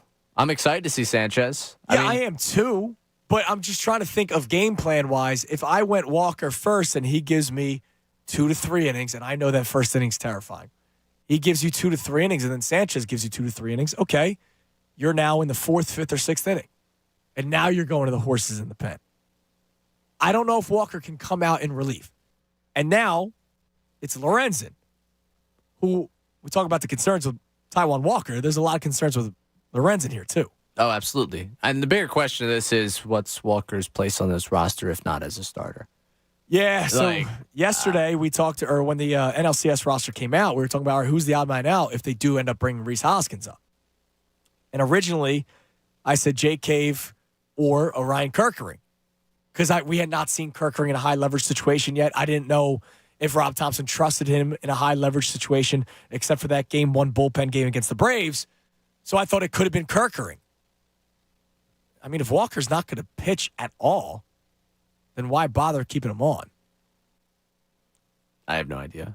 Just stacking outs at this point. Like, at some point, maybe you need him to, like, you hope you get up big in a game. You call on him to pitch an inning or two. But even when they've gotten up big, it's been no second thought. He's just been the guy on the top step hanging out. So I really don't know where the situation is for Walker. Maybe it is tonight in relief.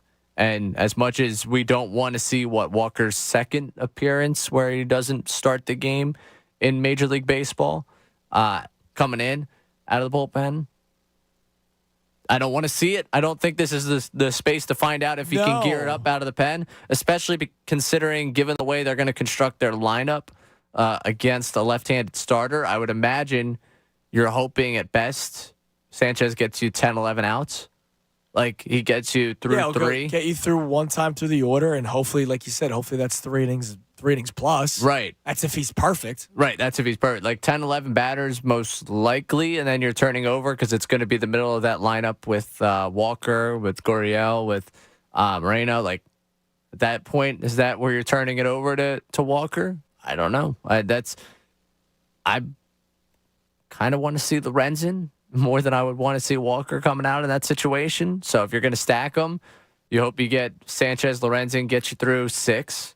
And that feels very, very aggressive. So hopefully 5, and you turn it over to a bullpen that we haven't seen Soto. I think you're going to, at some point, see Sir Anthony.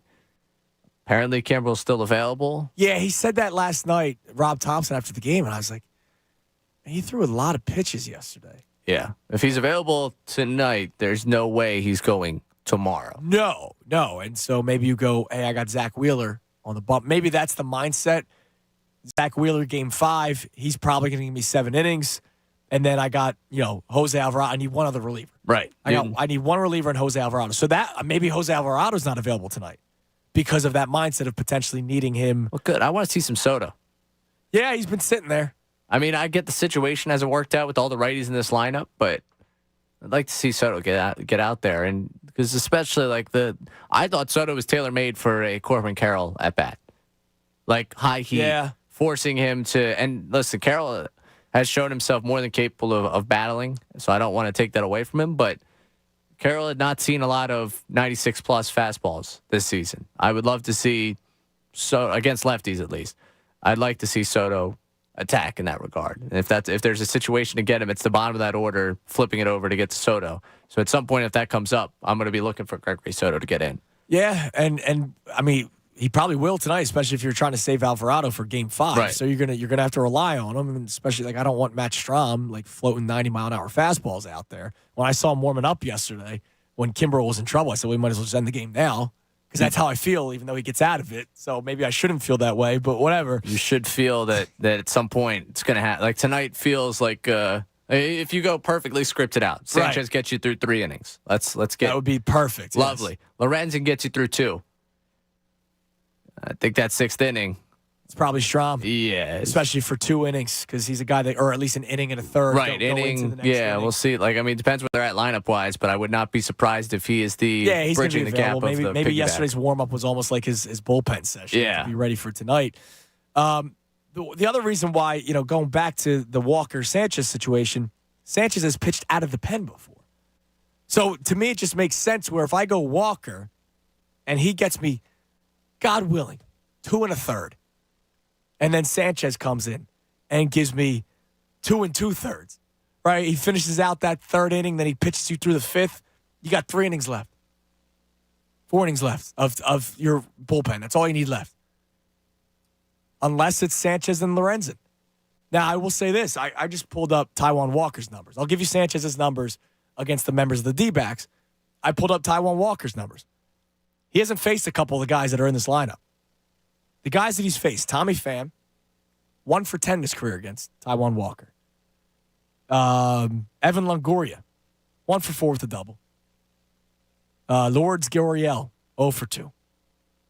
That's it. So you would also be throwing a guy that has not faced the Christian Walkers of the world. And sometimes that works. Look at last night. The Phillies could not touch a guy whose ERA was in the 5s in the regular season. They'd never faced him before. Christopher Sanchez, on the other hand. It's not like the numbers are bad, but, they faced him before. Tommy Pham, 0 for 2. Corbin Carroll, 1 for 1 with the double. Ketel Marte, 1 for 1 with the double. Alec Thomas, 1 for 1 with the single. Evan Longoria, 0 for 1. Geraldo Perdomo, 0 for 1. Christian Walker, 0 for 1. So, I mean, he's had success against some of these guys, but these guys have now faced him before. Walker, 0 for 1, also the walk, so he's faced him twice. So I wonder if that could have also been a strategy where, hey, you've never seen Walker before. Walker, I imagine, is more comfortable coming out to start a game. Sanchez has come out of the pen before. I find that decision interesting. Do I think it's going to make or break tonight? I don't. I think the Phillies win comfortably. But I was just kind of interested with the decision by Rob Thompson last night. This has got to be a bats game. To me, 7-3. That's my prediction. That's 7-3. You have to wake up after last night because that's squarely on you last night. You're as much as we can. Oh, the Kirkering decision, or Kimbrel didn't look himself. 2 runs. They allowed 2 runs in a postseason game that was started on the opposing side by a guy who had a 5-year. I get it. Fought, good stuff. He was a former quality prospect for that team. We obviously yesterday were not talking glowingly of the guy because there's no reason to talk glowingly of the guy of the product he's given you in Major League Baseball so far. He had himself a night. He pitched a great night. you get into that bullpen, and they gave you opportunities, and you didn't take advantage of it. 3 hits against a guy who had a 5 ERA as a starter, and that bullpen, which was at 4.5, I think, over the season. Sorry, tonight has to be a bats game. I understand, scheming up what you got to do out of the pen. I believe, I'll go sheep with you on this one. I'll figure out what Rob Thompson's doing with the pitching staff. Tonight's got to be a game where your guys, and especially your big money guys, have to wake up and play in Arizona. It looked like a middle of August Arizona game for them last night. It did. 7-3. That's a prediction. It's a football Friday, and it's a Game 4 NLCS Friday. So coming up next, I have a question, one on Jalen Hurts and one on Craig Kimbrell. 2 separate questions, 2 different players. I think we can handle it on a football Friday before the Eagles take on the Dolphins on Sunday Night Football, which is awesome. And, of course, leading up to Game 4 of the NLCS tonight. One about Craig Kimbrell and one about Jalen Hurts. 2 guys that I think our confidence levels are totally different. But I do believe it might be wavering a little bit with the quarterback for some people. We'll talk about it next, right here, 97.5 The Fanatic. This is Andrew Salchunas. If you're going to tonight's game, or if you're thinking of a place to watch tonight's game, I have the perfect spot for you. It's Jersey's Bar and Grill in Glenside, PA. If you're in the area, if you want to make the trip, you get to hang out with Pat Egan. I mean, you get to hang out with Pat Egan. That's really the only reason why.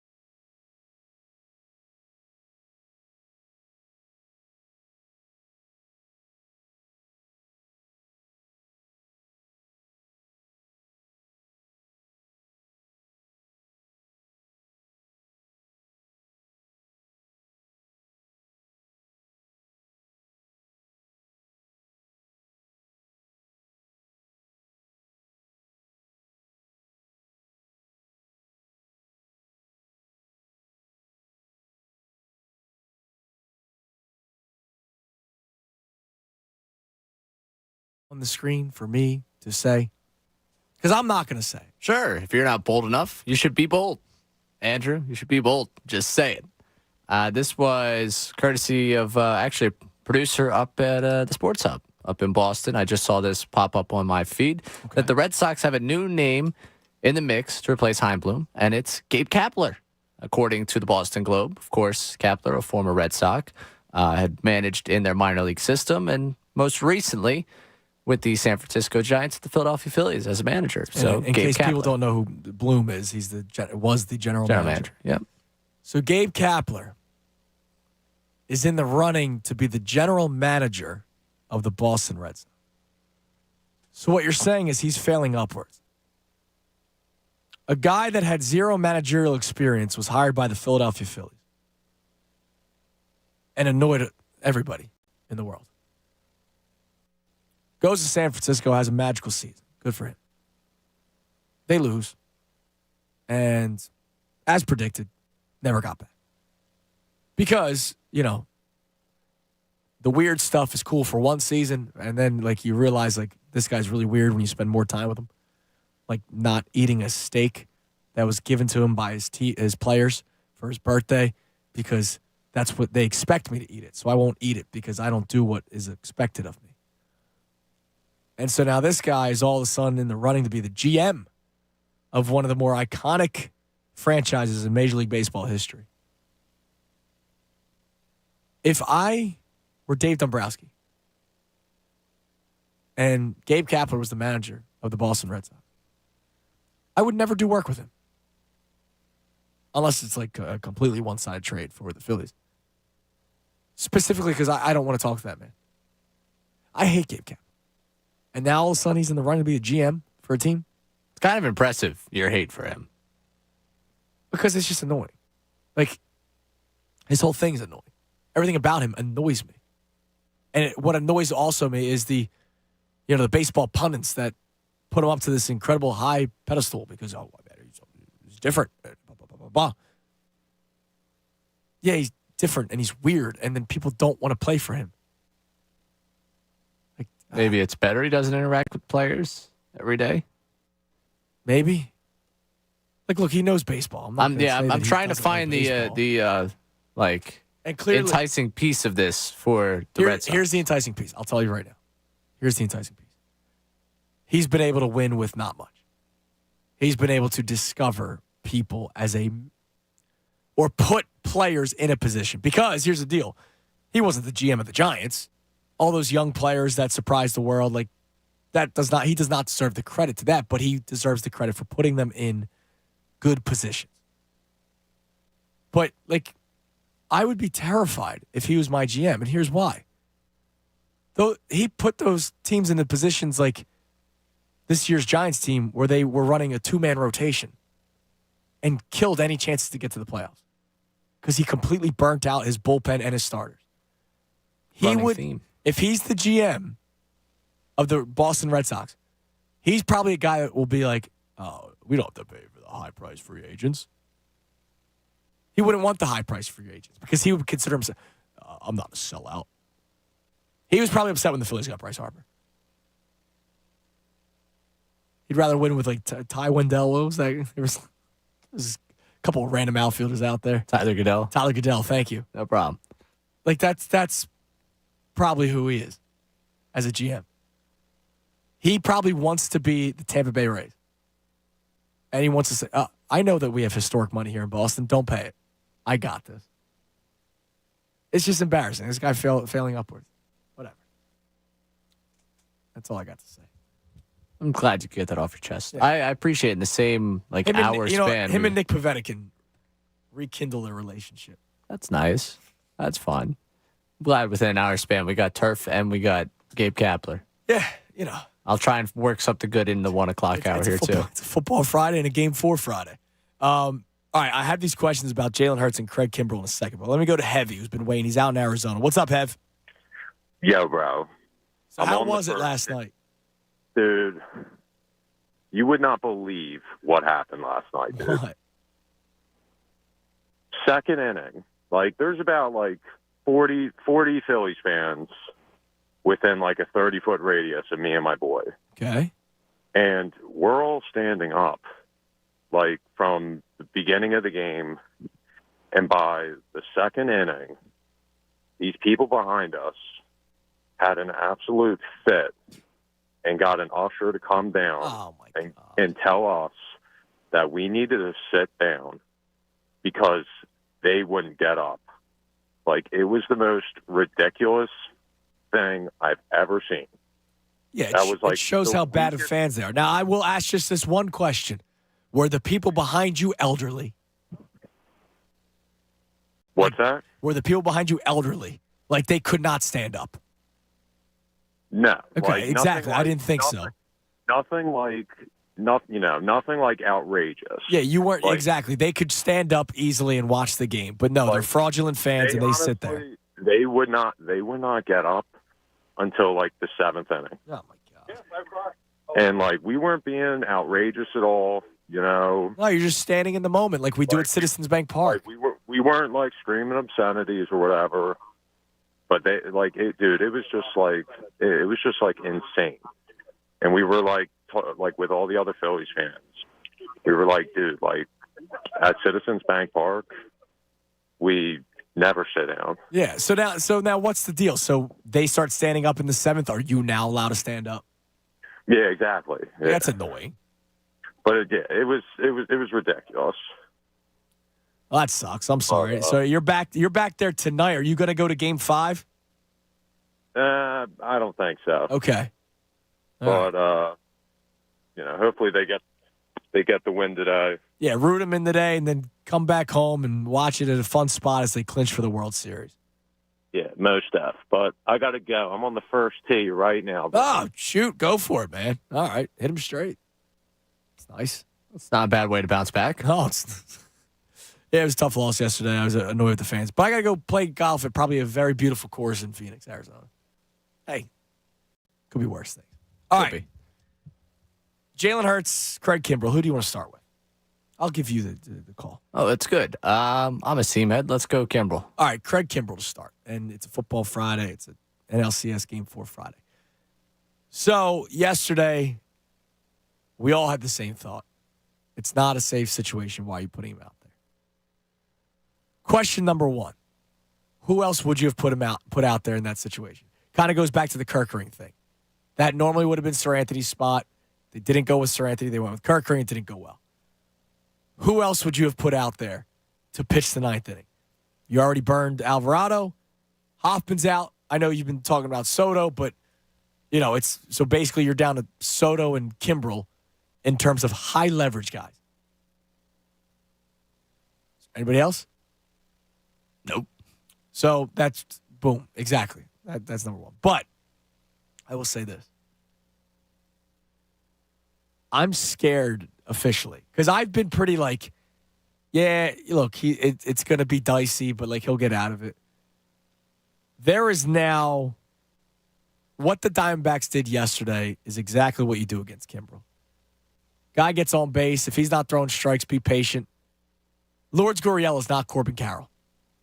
And by that, I mean his speed. He stole second base with ease. Ease. Now, I know he still almost ended up getting out of it to play at the plate, but you're giving them too many opportunities to score. If a guy on first base can steal second base as easily as Lourdes Gurriel did, who's not really electric in terms of his speed. And that freaks me off. Freaks me out. That freaks me out. And so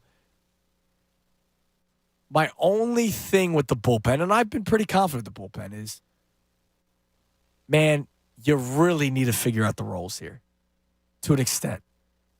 Because if Kimbrell's pitching in a tie ball game, I'm terrified. If he's out there in a 2-run ball game, I kind of expect a run to score, but at least you won. The Rob Thompson analytics and not analytics and gut feeling, it's pretty clear in neon. He can't pitch in non-safe situations. He just doesn't pitch well. And now the second a guy gets on base in a tie ball game, you can pretty much guess that guy's going to be on second base.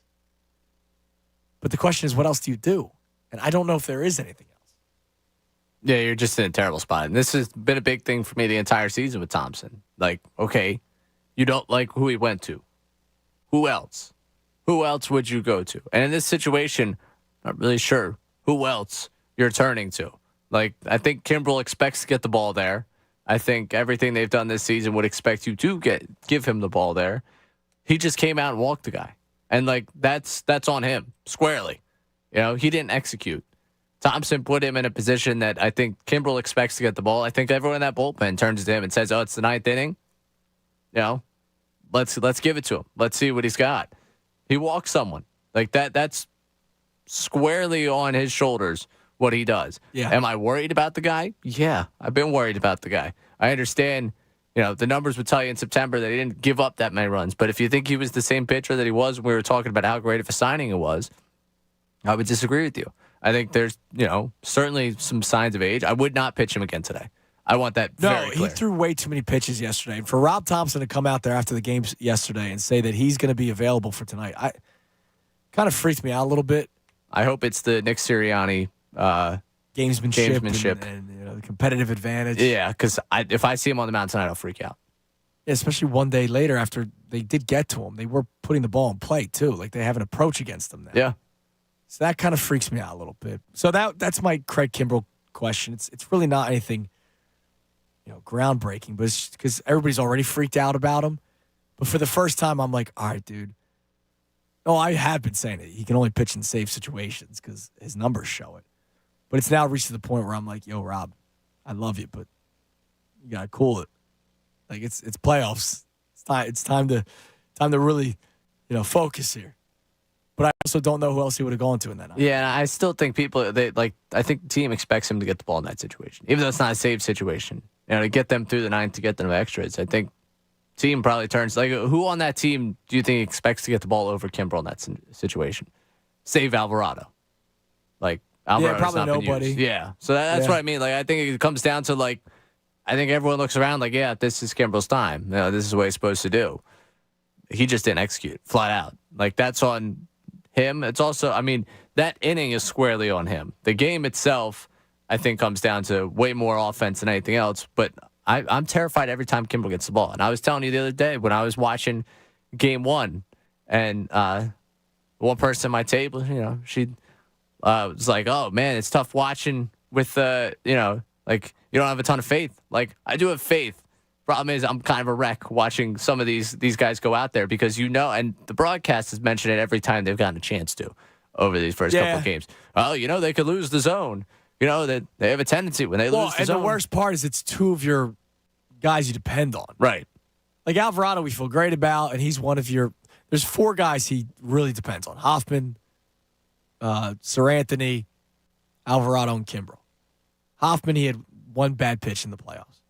Alvarado's been spectacular. The other two guys he depends on.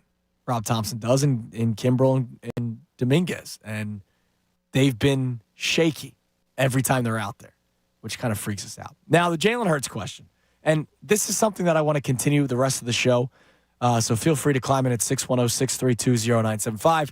We have our pick segment coming up at 1:30. We'll do our SGP for tonight's Phillies game. So NFL picks and Phillies SGP probably during the final 20 minutes of the show today.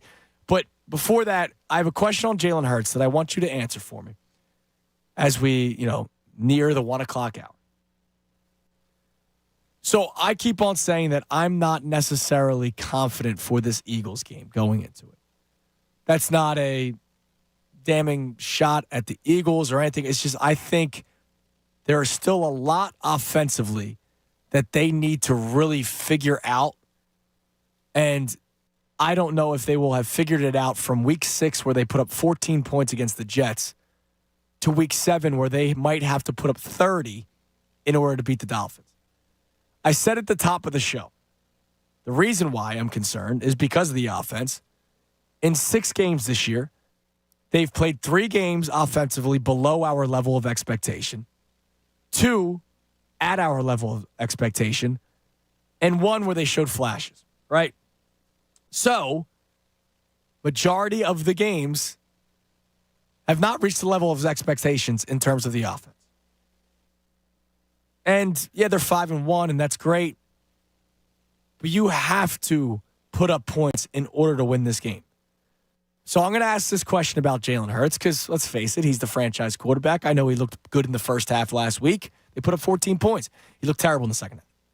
As did a lot of other people, Jack Driscoll, Devontae Smith, DeAndre Swift. A lot of issues with the Eagles' offense. So it's not just about Jalen Hurts, but he's the franchise quarterback, so we're going to talk about him. You know the conversation of must-win game, right? Is this a must-win game for the Eagles? I think it's can't lose. Forget that for a second. But is this a must-look-good game for you when it comes to Jalen Hurts? For me, it's yes. Because if they don't put up the points this weekend against a lesser Dolphins defense, and not only a lesser Dolphins defense in a game in which you need to put up points to keep up with a terrific Dolphins offense, if they come away with, we said this earlier, 5 trips to the red zone and 3 field goals, I am extremely disappointed and extremely worried. Because when it comes down to it, it's going to be you and the Niners at the end of this. And the Niners are putting up points. Last week they did not. But they looked better in their 5 wins than the Eagles did in their 5 wins. So I need Jalen Hurts to look good this weekend. We had a caller earlier, Dolphins fan. He said he might not throw for 300 yards. He might throw for like 200, but rush for 70. That's fine. I need to come away Sunday night and be ready to talk Monday morning about, damn, there you go. I needed that out of Jalen Hurts. I needed that to make myself feel better. Right now on a Friday, because the game hasn't happened yet, I will tell you right now, I need it. I need a bounce-back game. I need to just feel better about Jalen Hurts moving forward. I need to feel better about the offense moving forward. Because like the Phillies, the goal was to get back to the World Series and this year win it. The goal this year for the Eagles is to get back to the Super Bowl and win it. And it's great that they're 5-1. They piled up wins. They're still tied with the San Francisco 49ers in the NFC. But come playoff time, you're not going to be getting by teams. You have to beat teams. And so far, they've gotten by the majority of their weeks this year. I need to see a good performance by the Eagles offense, but I definitely need to see a very good performance by Jalen Hurts this weekend. And if he doesn't, it's not going to be me saying the contracts, oh my God, get rid of them, wave the magic wand, go back in time. No, I'm not doing any of that. But I'm saying for me to say they're a Super Bowl contender, this week is very important for me. Ray, your thoughts? It's a lot of how it happens for me because I do think there's a way they scheme this up and end up winning this football game where it's not all on Jalen Hurts. Okay. And I think that, for me, will stop me from being fully with you in the must show me something. There is one thing that I absolutely need, and it's I need him to protect the football. Yeah. And that goes to the rest of the offense, but squarely with the quarterback. I understand Sirianni took blame for the second interception. It was Goddard's fault for the first interception, but that last interception, you just can't have it. No. You just cannot have it. And I think that, to me, will be a big piece of all this, is if he is a part of the engine turning and them getting themselves down the field and cashing in, because I already know in my mind, they're going to get down the red zone. He's going to have they're going to make him run the football because we just love the quarterback run within 15 yards. Whatever. You know why? Because if it's 1st and 10 and he makes a bad throw or something, now it's 2nd and 10, they're, oh my God, we need 5 to 6 yards. Right. Yep. So it's those first down plays. Like, I need to see first down plays. And you can't see 2nd and 8s. You need him at a high level of execution, but I think there is a place where we come out of this week where it's like, oh yeah, numbers wise, this doesn't look like stellar. Like when I go back to, like, you'll get the notifications about a 49ers game. It's like, oh, Brock Purdy dominated. It's like, he threw for 205. Right. He did throw for 3 touchdowns, but he didn't throw for more than 15 yards in the air. Right. It might not be the example of, wow, this is what quarterbacking in the modern NFL looks like, but it's leading the team down the field, being the engine that drives this team while they scheme away. Because I do think keeping the ball out of the hands of that offense on the other side is a door I could see them opening in terms of game plan for this game. Okay, would love to hear from you on this. 610-632-0975. Still talking Phillies from last night, getting set for Phillies tonight. But Eagles-Dolphins Sunday. I need, okay, please, for my sanity, I need to see a good performance by Jalen Hurts. And look, they might still lose 33-30. Like, Jalen Hurts had a great game in the Super Bowl. They lost, and I felt great coming into this season. Like, man, in the biggest moment, Jalen Hurts balled out like he did all last season. So even if they lose, this is a Jalen Hurts game for me, where I need to see him play to a level where I feel good about things moving forward. I need it on Sunday. What about you? 610-632-0975. I'm Andrew Salchunas, right here at 97.5 The Fanatic. It is that time of the year again. It is love season. Love is in the air. That's right. It's engagement season. I'm Andrew Salchunas here to tell you about a very special event coming up for all of you lovebirds out there. If you're looking to pop the question, make sure you mark these dates down on your calendar. I love that Family and Company Jewelers does this. October 26th, 27th, and the 28th. So it's next week into the weekend for the Family and Company Viraggio Bridal Show. Family and Company Jewelers, they already have the largest selection of Viraggio engagement rings in the area. Styles, settings, beautiful. And their team at Family and Company Jewelers is spectacular. My man Angelo has just been perfect. I mean, the engagement ring knocked it out of the park. The wedding band knocked it out of the park. First anniversary, Mother's Day, all knocked it out of the park. But he's going to have some help. For 3 days only, Viraggio will be bringing in all new inventory, brand new designs not yet available to the public, and a Viraggio rep will be on site to help you custom design the perfect one-of-a-kind ring. This is your chance to save hundreds, maybe even thousands.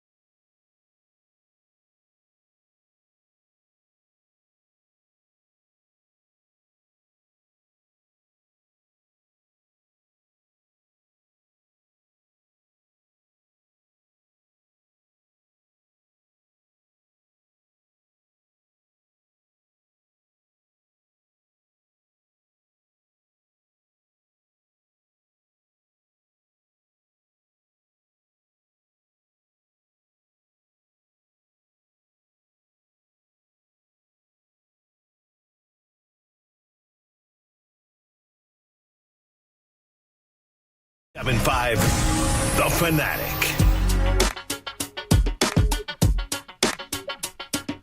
1250, 97.5 The Fanatic. I'm Andrew Salchunas on a Football Friday. Football Fridays on The Fanatic. Presented by Pumpman Philly.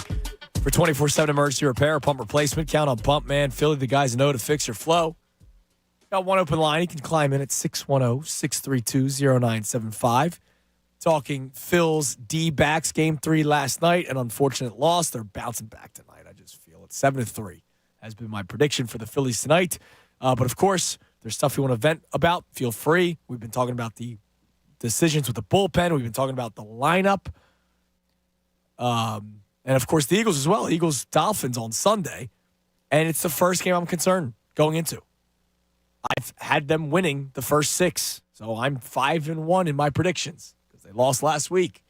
Hopefully, because I might predict the Dolphins to win, hopefully I am 5-2 in my predictions when it's all said and done. Call that a tease for 5 o'clock on Sunday. No. We do predictions right during the 2-minute drill, right before kickoff. For 8 o'clock-ish on Sunday. On the pregame show with That's Bob right. Brady and Pat Egan. But for me, I need to see Jalen Hurts ball out on Sunday. I do. Unless, as you said, Ray, the game plan, it's control the clock and it's a lot of short throws. But you know what? Short throws, as long as you're safe with the football, as you said. But I need them to execute in the red zone. Play calling and Hurts. I need to see them execute in the red zone. So there are a lot of things in this game when it comes to Jalen Hurts that I need to see so I can go, all right, we're good. We're good. They're getting back to the Super Bowl. Because right now, it's not that it's wavering. Right now, it's just I haven't seen it yet, except for that Rams game. And then they bounce back and lose to the Jets. And that, you can call it spots in the NFL, trap games, whatever. Niners lost to the Browns with P.J. Walker. So I get it. But at the same time, it's been 6 weeks, and I've seen 2 Jalen Hurts performances that you go, all right, that's the guy we've been waiting for. That's the guy that we saw last year. And the offense in general, I've only seen 3 total performances by the offense. So it's half. And one of them I kind of go, yeah, I saw flashes, and that was the Buccaneers game. It wasn't even a full great game by the offense. I need to see that on Sunday against the Dolphins. 610-632-0975. That's the number to climb. Let's go back to the phones. My man, Tasty Cake Dom. What's up, Dommy? Hey, Andrew. How are you? I'm good. How are you? I'm good. I want to talk to you about the Phillies, but I want to say that I think time of possession is so crucial in this game. I want the ball first. I want them to have like a 14, 15 play drive. I want a lot of 2nd and 5s. I want them to have a lead the whole game. That's my game plan. Yep, but execute in the red zone. Because it's one thing to have a 14, 15 play drive that results in a touchdown. It's the other if it results in a field goal. Right. And in this game, you might not kick many field goals. In this game, you might go, man, we got to score touchdowns against this team. Yep. And Nick's got to give Jalen some second. It's real easy to play quarterback. Well, it's never easy. Much easier to play quarterback in this league at 2nd and 5. Yes, much easier. And that's been one of my complaints the last couple of weeks is it's been too many 2nd and 8s, too many 2nd and negative yards because of a penalty or a run that goes back a few yards. It's too many 2nd and longs with this team. Yes. Okay, Andrew. Now, the one thing that you've done for me over the years, going back to the baseball show, is you really helped me how to embrace how to play baseball in 2023. And you know that. We've talked about it many times. But I got to ask you about this because this bothered me a lot last night. First and second, nobody out. You cannot have that ground ball there. No, you can't. That is, you got to lay it down there. Andrew, you lay it down, and now you got 2nd and 3rd, right? 1 out. You get the wild pitch. Then you get a fly ball. There's your 2 runs. That's bad. Yeah, no, I mean, look, it's. I think Ray even texted me during the game about we're going to get a call about the bunt at some point. Look, it goes back to what I say a million times. I don't know if these guys know how to bunt. Right? So, That's bad. I'm going to ask Bryson Stott to bunt, and he doesn't bunt, and so what? He strikes out or he pops out? I know it's better than a double play, but you didn't get the job done. I think they believe in Bryson Stott in that situation, especially a guy who's been clutch all season long to try to continue the damage. Now, the worst part is not only did he ground to a double play, he ground into a double play on a 3-1 count. It was a hitter's pitch, too. Just horrible. Horrible. These next two games, right, Andrew? You're not going to win a game hitting 5 home runs. It's not going to happen in not that in this stadium. ballpark, no. You're going to have to figure out a way to manufacture some runs. And the Phillies, they're not great at that. No, they're not. Bob said this morning they got to continue to be who they are, and kind of what you're saying, they can't do that. But a team playing in the National League Championship Series needs to know how to do that. That's just a fun. I'm always going to think that's a fundamental part of baseball. The Astros have won multiple World Series. You barely see them bunt. Yeah, you know what I mean. Like I see Alvarez hitting moonshots, like that. That's how they win. I see Jose Altuve, who's 5'2", hitting home runs. Yeah, it's just because they don't learn how to bunt. And Dom, I appreciate the call, man. I always love talking to you. They don't learn how to bunt anymore. It's just a part of the game that's vanished. And I don't know. I mean, I can look up what Bryson Stott's bunting career is.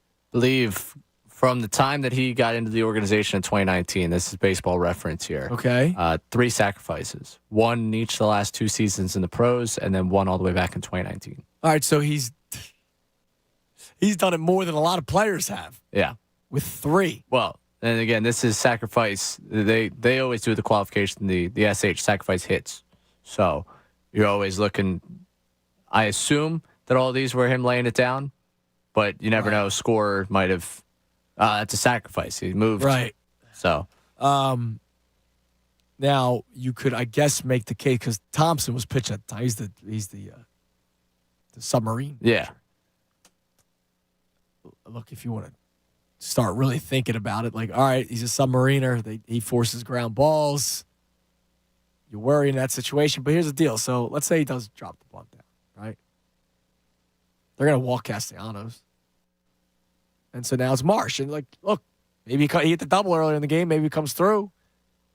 Let's say he doesn't get a hit. Rojas with 2 outs, who doesn't hit the ball. I think they look at it and go, all right, we have momentum here. Harper's on base. Bohm's on base. Maybe Stott continues this rally, and we finally break through. You played the 1980 World Series. Del Unser coming off the bench. Del Unser might bunt. I don't know if Bryson Stott drops a bunt down. It's the same thing a few weeks ago. I forget even what the situation was. How come Real Muto didn't bunt? Remember that? I remember that. People were calling for Stubbs to come in to bunt for him. I saw it. And I'm sitting there going, because JT Realmuto probably has not bunt since maybe Little League. I think 1 since 2015. Was it a sacrifice or a hit? I think sacrifice. But I think it was like 2015, 16, like beginning of his big league career before he was BCIB. Here's the deal. And I'll repeat what I said that day about Real Muto the next day when we reacted to it. Bryson Stott has probably been in the middle of the order since the time he was 13. I don't care if it's Little League, you're not having your 3-0 hitter bunt. Right? In Little League, you're not having your 3, 4, or 5 hitter bunt, especially in today's baseball, knowing what we know about dropping a bunt as an automatic out. And I would love a timely bunt. I would love a timely hit the opposite way from a right-handed hitter, to hit behind the runner. I would love that stuff. But that stuff's gone. And so now these guys that are in Major League Baseball who've been hitting 3, 4, 5 probably their entire careers, dating back to, Baseball America or whatever, any of those leagues. And then they played in high school and college. They probably didn't bunt in high school and college either. And so now all of a sudden you expect them to bunt for the first time in probably 10 years in a playoff game. I would love to say it's easy, but it's not. Yeah, I think it's just the sacrificing the out. You only get so many of them. You know, the old cliche plus, before the pitch clock. Stott, yeah, who has been one of your better hitters all year. Why would you take the bat out of his hand? That too. Like, if it's first and second, and it's Schwarber and Turner got on base, same situation. First and second, nobody out. Tough spot. Are you asking Bryce Harper to bunt? No, obviously not. I know Bryson Stott is not Bryce Harper, but Bryson Stott has been one of your better hitters all season. He just went 2 for 4 the night before. I would almost rather him put one in the gap. And I have a good base runner in Harper who's definitely going to score. And then who knows, maybe Bohm circles the base 413 feet to right center field. Maybe Bohm scores. You know, it's one of these conversations that we'll always have for the rest of our lives. I saw the situation. I knew immediately the conversation was going to come up today. I texted you right away. Ray Dunn texted me last night saying, I can't wait for this. Stott should have bunted. Well, here it is. We're going to have it. Someone's going to bring it to us tomorrow because, you know, I understand the way people think about it in the context I do of too. you. Yeah, like. In a perfect world, yes. Yeah. But Bryson Stott probably.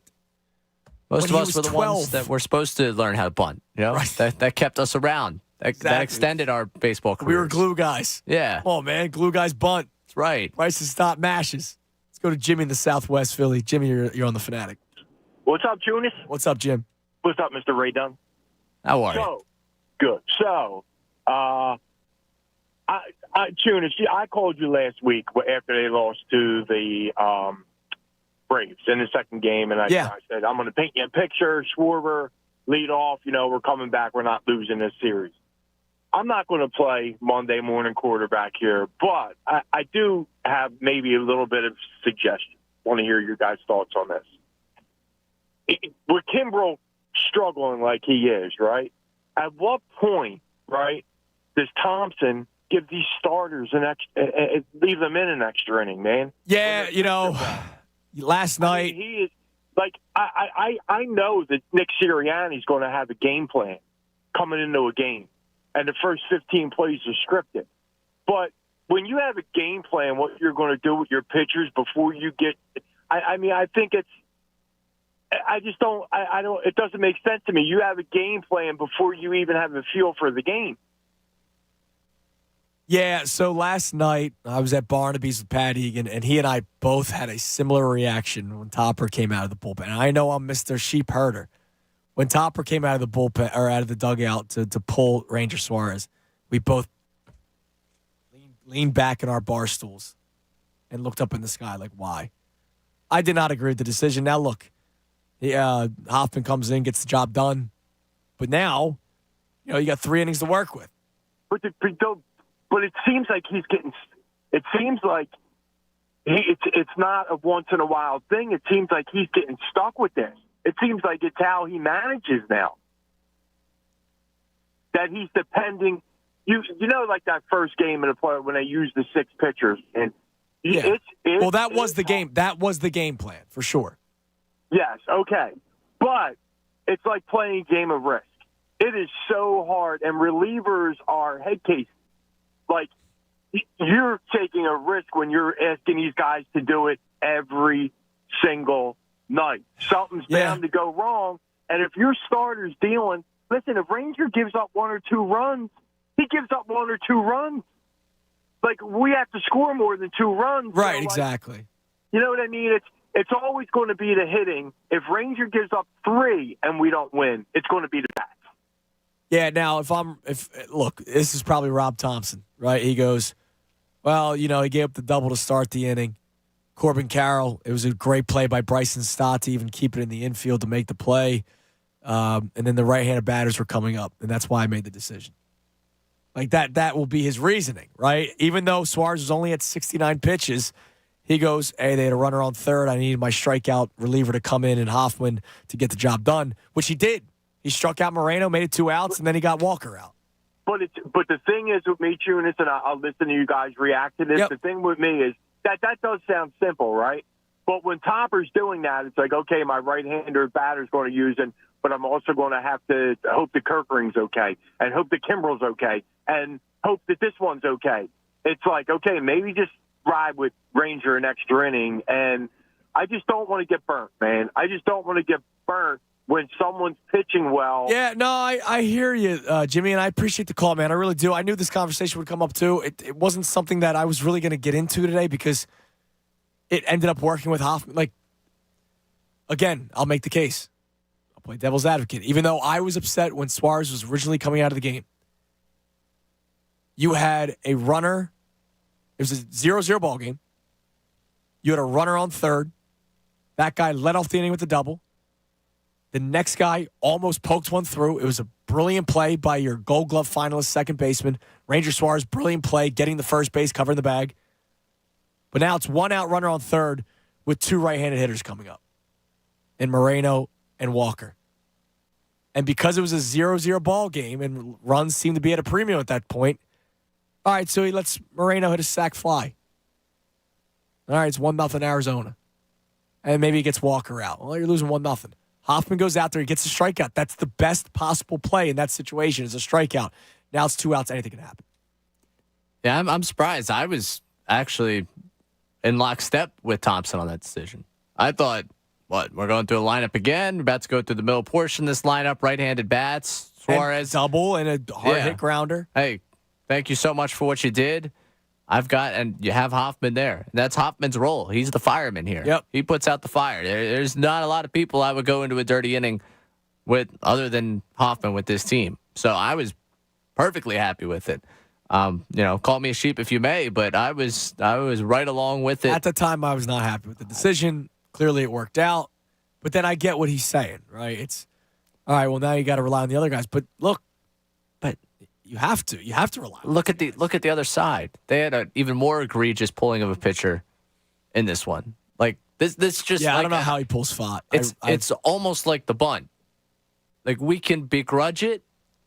This is how they manage. Right. This is how they go about doing it. There's something to and it how they've for them. about doing it. Right. Led you to Game 6 of the World Series last year, and you're 2 wins away from getting back to the World Series. Right. Like Fott gets taken out in a much more egregious space than Suarez does. Like this is just kind of how they go about managing it. So for everything you've had to manage with your bullpen, the other side has had to do that even more so far this series. And yes, there was a day off in between, and it's games 1 and 2 feel a little bit more distant now, but they've had to do it even more because of how many runs they've allowed now, the situation they've found themselves in. So I don't really have a problem with it, given the amount of arms you have. Like, if we were sitting here last year with Sir Anthony, Alvarado, and whatever you believe in, David please Robertson, say who something freaks to you out. that spiritual being. Like, yeah, I got you. But there's just so many arms in here that I'm not sitting here. No, you today use it as a upset. strength. You use it as a weapon. Now, speaking of Fott and Suarez, did you see the dude's ticket that hit yesterday? No. So there's some guy, he's, professional gambler, I think, or whatever. He put $140 down on Fott and Suarez, their alternative strikeouts.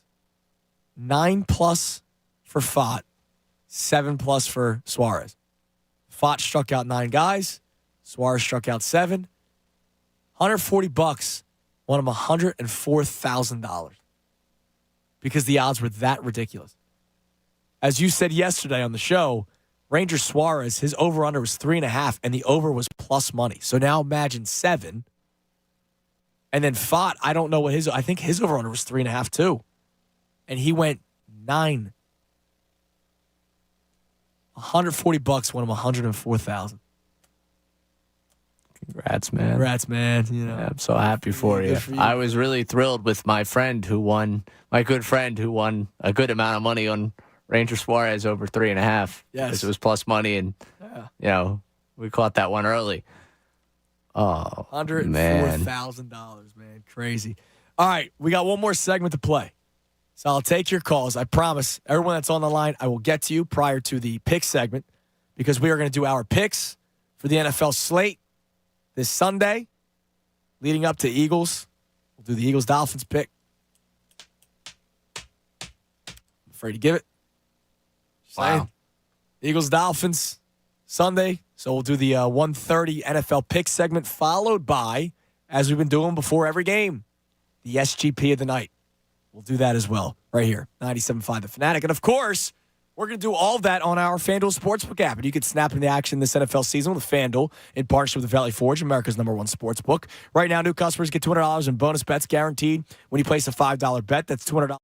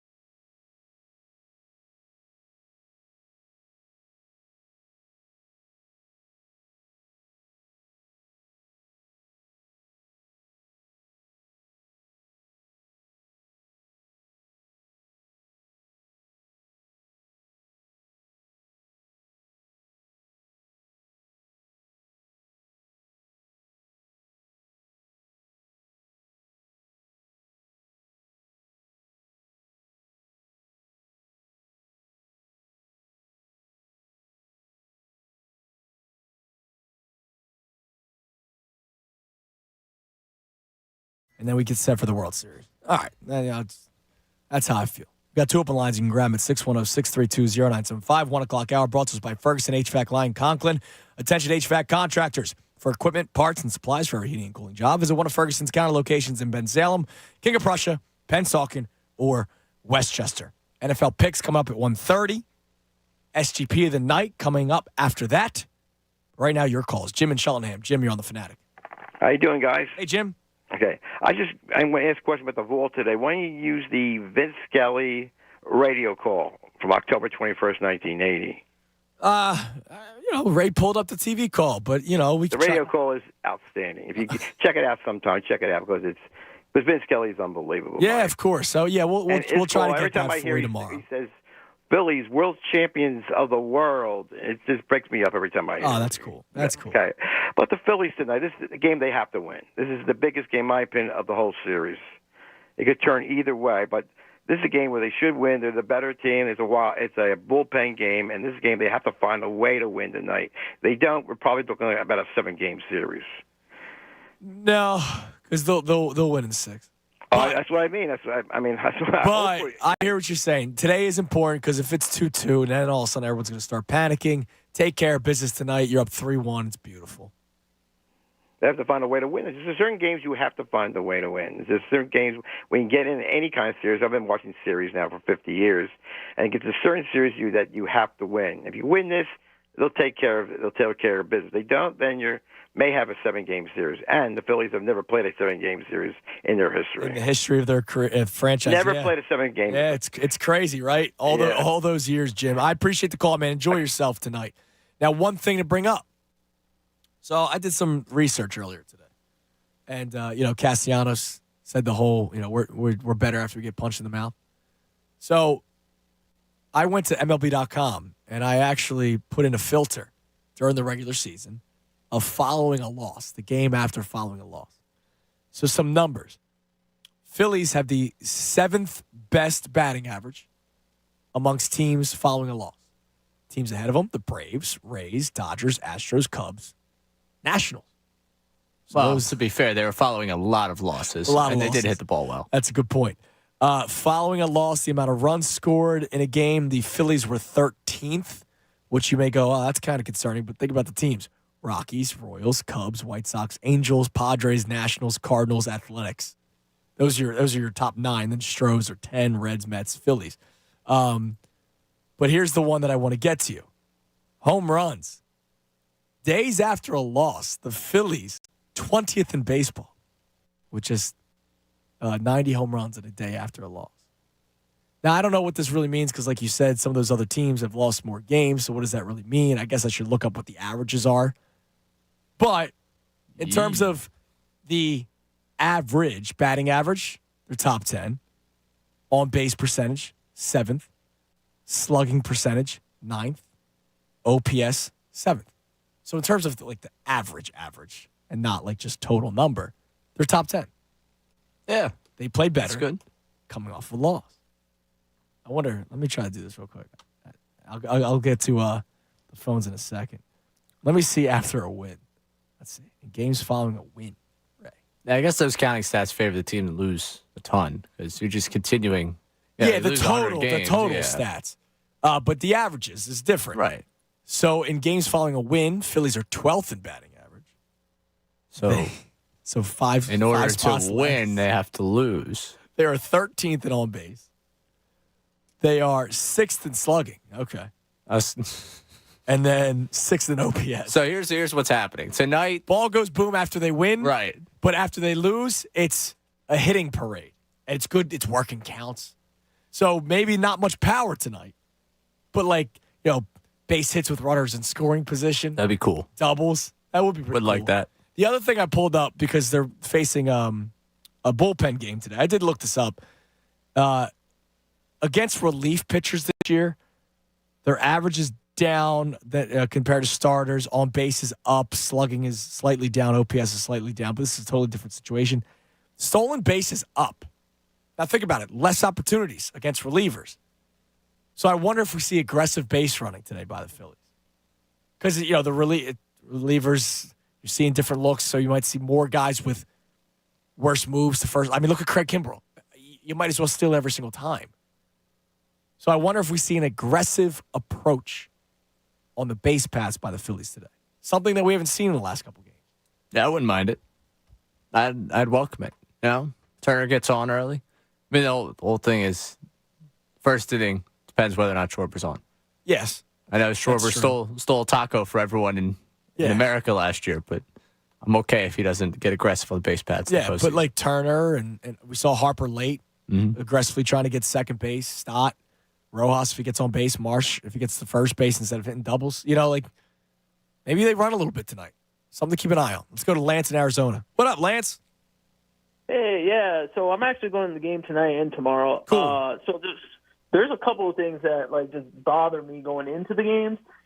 One, their runners with scoring position has been kind of an issue at times all year. Like they'll go into these, we can't hit worth anything, like a ball off a T-ball stand they can't do, and then they finally figure it out. So I'm hoping they're not in that trend because when you look at Game 2, they were 5 of 7, but all the 8 games outside of that, they were 14 of 69, which means you're only hitting 203 with runners in scoring position. In that park, you have to be able to hit with runners in scoring position because it's harder to hit a home run in that park than it is at Citizens Bank.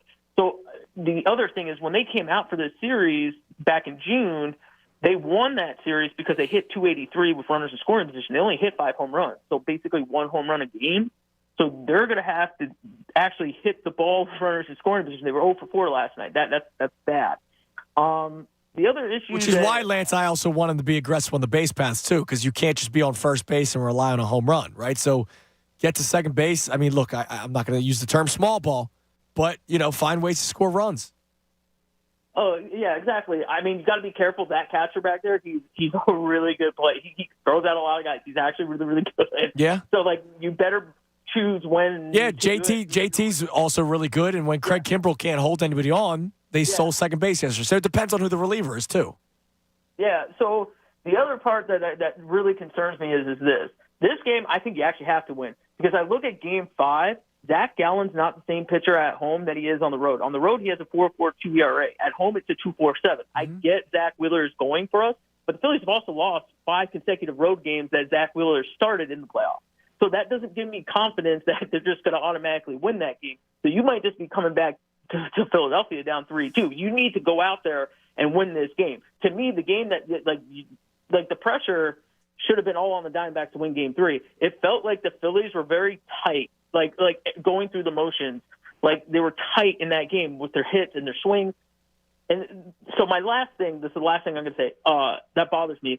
Their lineup, when I go looking deeper at the numbers, Alec Baum is better at the 5 hole and the 7 hole. He bats 277 and 321 there. He's only batted 253 on the season in the 4 hole. Yeah. And then I look at Stott.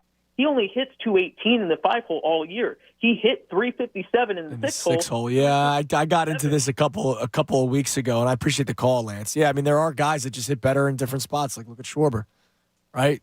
There's something to him batting leadoff than batting 3rd, 4th, or 5th. So, yeah, I mean, that's something to look at. Now, I will say this, because I've talked to Lance for years now. He is always bringing numbers. And it's like some of them are very eye-opening, right? Compelling. The one thing with the Kelly and the Zach Gallen and the ERAs at home versus on the road, it's not just comfort on that mound and fans behind their backs. They play in a ballpark that they don't allow home runs. So, not to take anything away from Zach Gallen, because I think he's a freaking stud. But he benefits pitching in Arizona.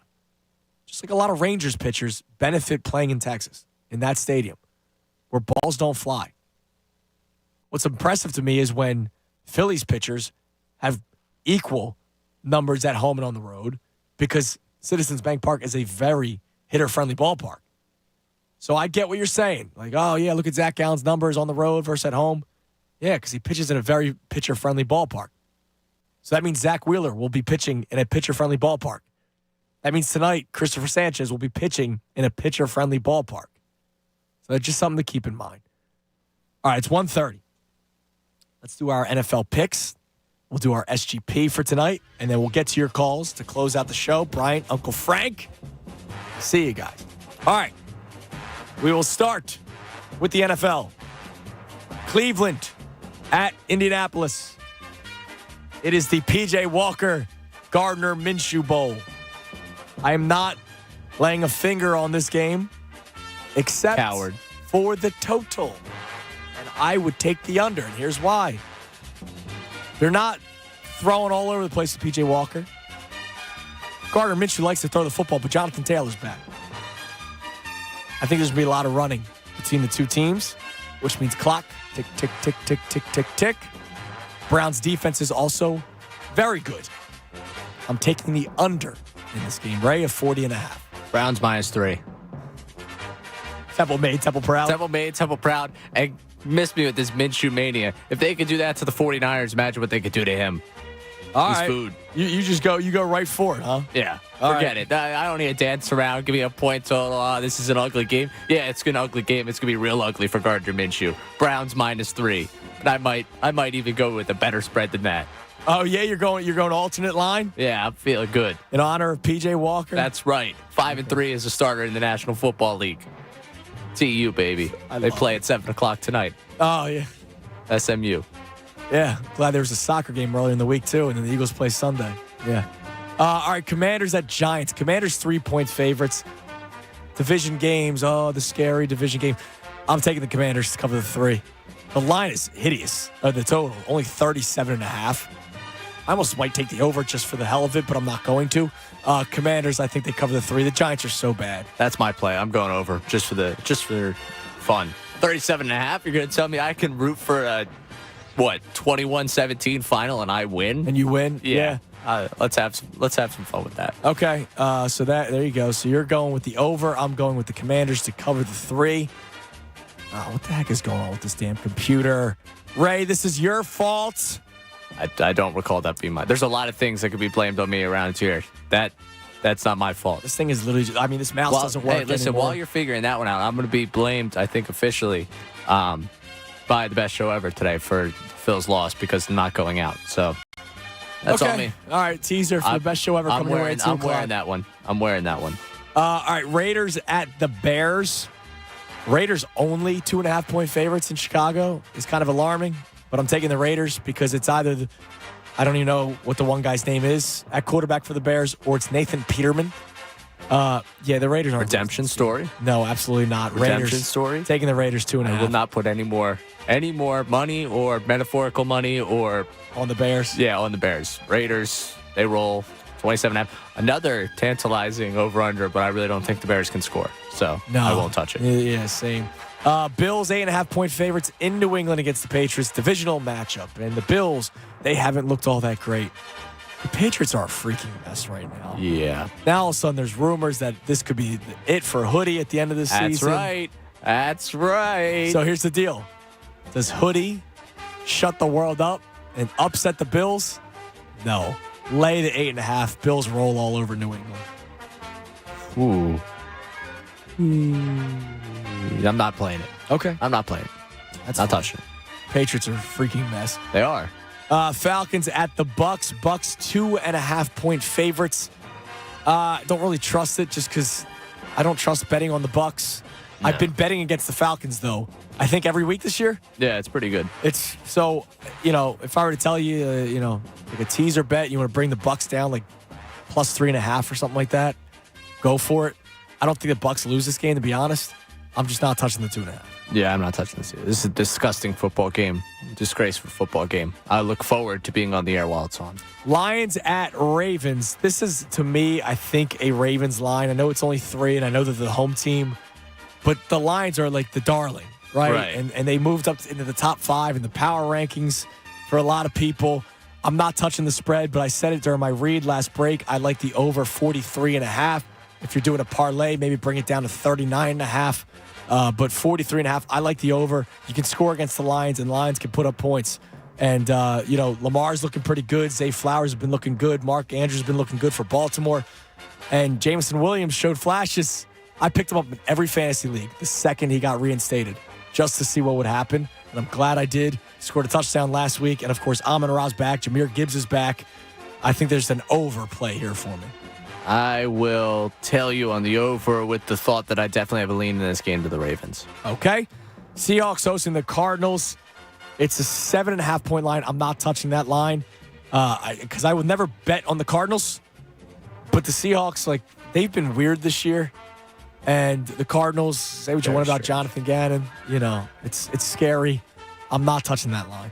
Very strange team in the Seahawks. Yeah. I am going to. I lean the 7.5. I wouldn't actually though throw real dollars down the 7.5. I'm not betting on the Cardinals. No, absolutely not. But I just don't know if the Seahawks. I mean, they haven't been steady enough for me to take that line. Most teams are going to be 7-point favorites against the Cardinals. The Seahawks haven't been steady enough for you to feel comfortable about. Rams hosting the Steelers. Rams by 3. Lay it. Yep. I don't trust the Steelers at all. Also right there with you. All right. Packers in Denver.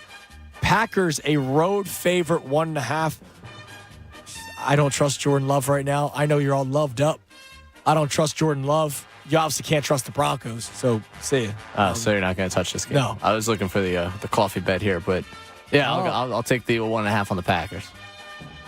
Absolutely. See, like I'm all loved up. No, I'm not pushing you to take the Broncos. That's a terrible thing. I would never put that on someone. I don't want to put you in the position where you have to watch Sean Payton and Russell Wilson with the thought of my reputation and $3 reside on this. Plus, you're coming off a loss in the coffee bet. I wouldn't want to, back you into a corner here. Well, I think I know what our coffee bet will be. Okay. It's not Chargers Chiefs. Chiefs 5.5-point favorites. Oh man. Too weird of a game. And that line 5 is always weird to me. Not playing it because, I mean, the Chiefs' offense is not the same. And the Chargers are a mess. Yes. Do love losing by one-score games, though. So. All right, so you going Chiefs? No, I'm right there with you. It's a weird game. I don't know if they're going to lose by 3, they're going to lose by 7, but the Chargers really good at losing by one of those two scores. That way, halfway in between is 5.5. Now, this is my guess of the coffee bet. And I hate to do it. Now, I will tell you right now. I will tell you right now. I can't believe he's doing this. I will tell you right now, I never bet against the Eagles. Wow. Okay?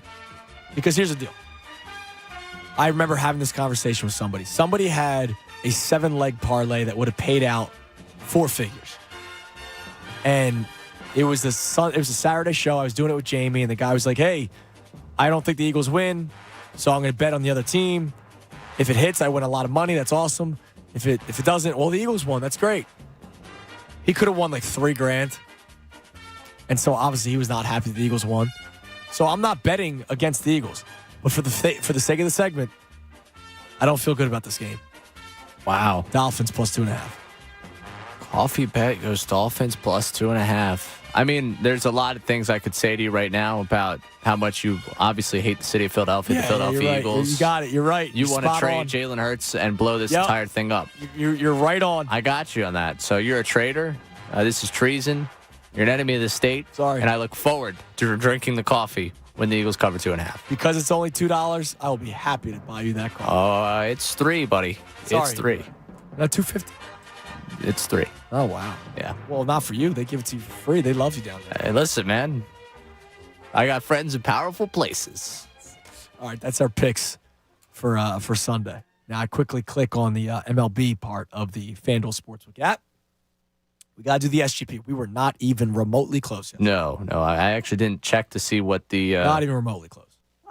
No, we weren't that close. Not even remotely close. No. Don't even consider it. The only thing we had was a Harper run and a Suarez over. No, we had a Bohm hit. Bohm hit, yeah, but no Bohm RB. 2 RBIs we had for him. Yeah, that was bad. I don't know who put that on there, but they probably should not do that again. All right, so you said earlier run line, 1.5. My score's 7-3, so I'm with you. Yeah, I said we go. Why would we be cowards here? All right. Now, I'm terrified to see that the over-under is 9.5, so that's like literally right where I'm at. Mm-hmm. I'm not going to bet over, but let me go to the – because I don't know if the D-backs come through. You know what I mean? Right. So let me see what the Phillies' total runs is, as I thought, 4.5. So I'm hitting over. Okay. You don't think over? No, I think over too, man. I'm just – Okay. Yeah. Well, why are you saying okay like that? I don't know. All right. To record a hit, bounce back day. Bounce back day. Stott. Yeah. They don't start. The only thing that freaks me out is the bullpen thing, so they're going to set things up. Right. Stott bounce back. Turner has a hit. You have to. You can't not bet Turner at this point. No, you can't not bet Turner. I did from the morning show today. We were ripped for our Bohm celebration of a potential Bowman. So part of that makes me want to put Bohm on this. All right, then they're doing it again. Screw you, John. Yeah. All right. Sounds good. So we got Stott, Turner, Bohm. I think that's enough hits. All right. So here's the deal. I want to throw a stolen base prop on here. All right. But I don't know who. Turner is the obvious answer. If you got Stott on base already. What, you think Stott's stealing one? Stott could steal one. I could see Stott hustling one out. Dude, Brandon Marsh is plus 830. I know he needs to get on base first, but still. Harper's plus 710. Well, he's going to try. I think that might be the one. I think if we want some juice here. All right. Harper plus 710 is steal base. Oh, wow. That made that jump big time. Quite a bit. Okay. That's all right. I like my rent. All right. Any two total base guys? Castellanos? I think he hits a double today. All right. Yeah, let's throw Castellanos there then. All right. So right now, hold on. Let's see. Put in the old 10. Oh, yeah. Wow. This is nice. Nearly 700. So Phil's run line over the team total of 4.5. Stott, Turner, Bohm hit. Well, then I might as well put Castellanos hit. Yeah, that's probably a good idea. Is that going to give us any juice? Nothing. Yeah, okay. So forget it. Stott, Turner, Bohm hit. Harper to record a stolen base.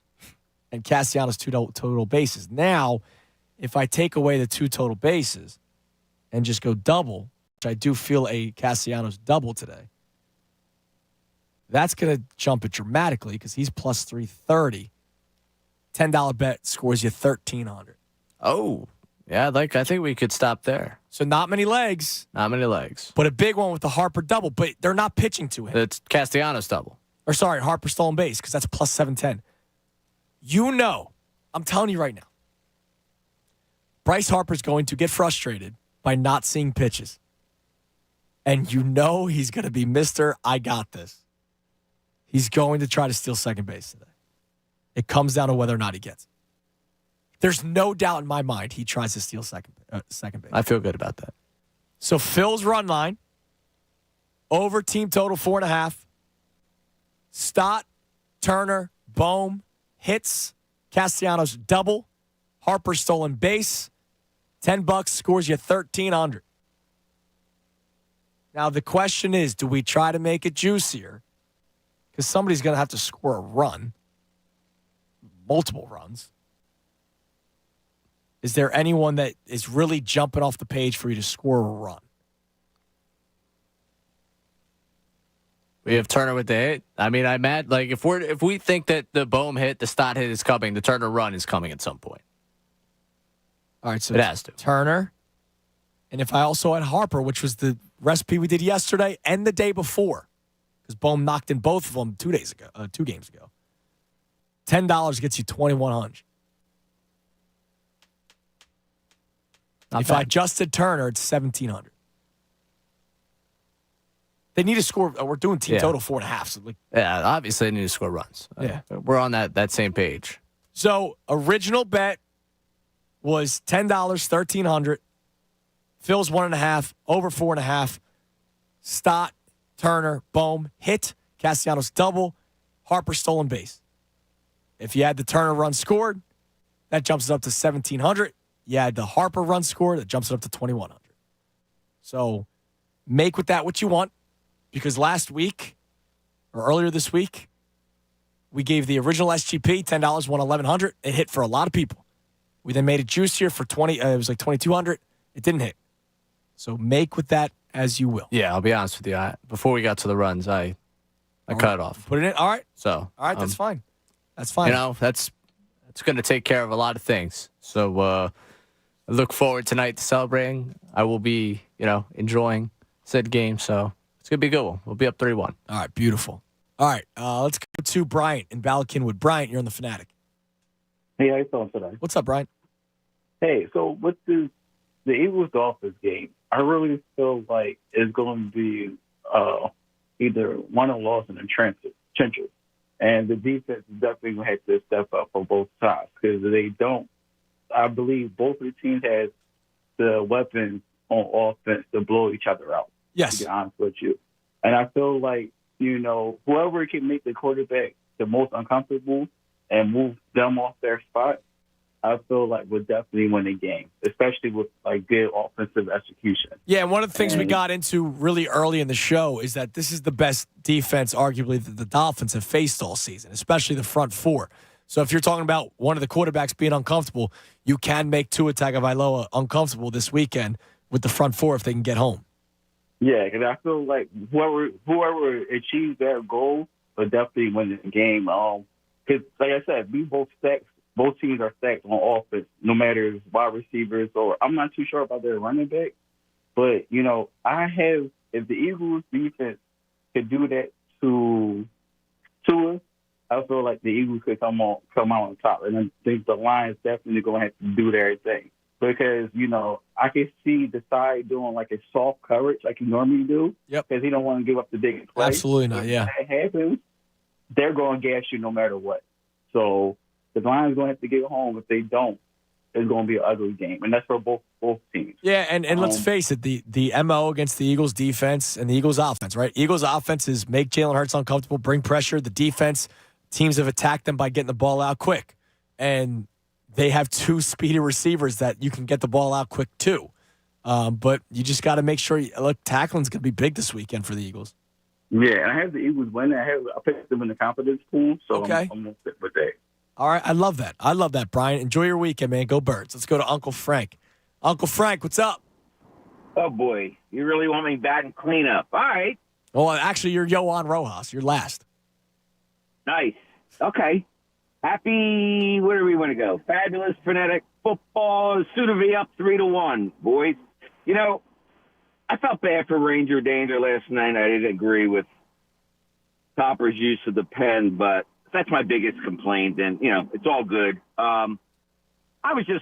It chapped my ass that they lost to a pitcher with a bloated ERA. Yeah. And, his last name sounds like how Bostonians say fart. Yes. But they shall prevail tonight. It's either, worst case, it goes 6, but I'm not worried. So listen, go Phils, boys, and how about let's go Kelly Green Birds. I love it. Yeah, we're looking forward to it. The Kelly Green on Sunday, they're going to pop on Sunday Night Football.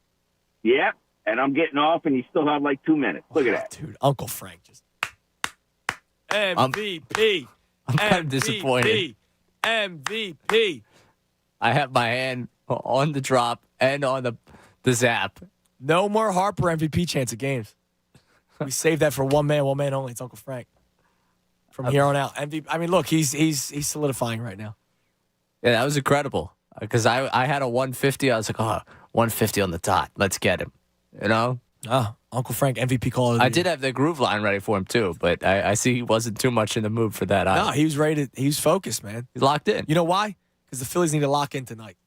They need to lock in tonight, take care of business, be up 3-1. Zach Wheeler ends it in 5, and you move on to the World Series. So he's just got the same mentality as the Phils right now. I love the Phillies fun clubhouse and whatnot, and they'll be raucous come game time when things are going well. But walking into the clubhouse today, they mean business. Get beamed up.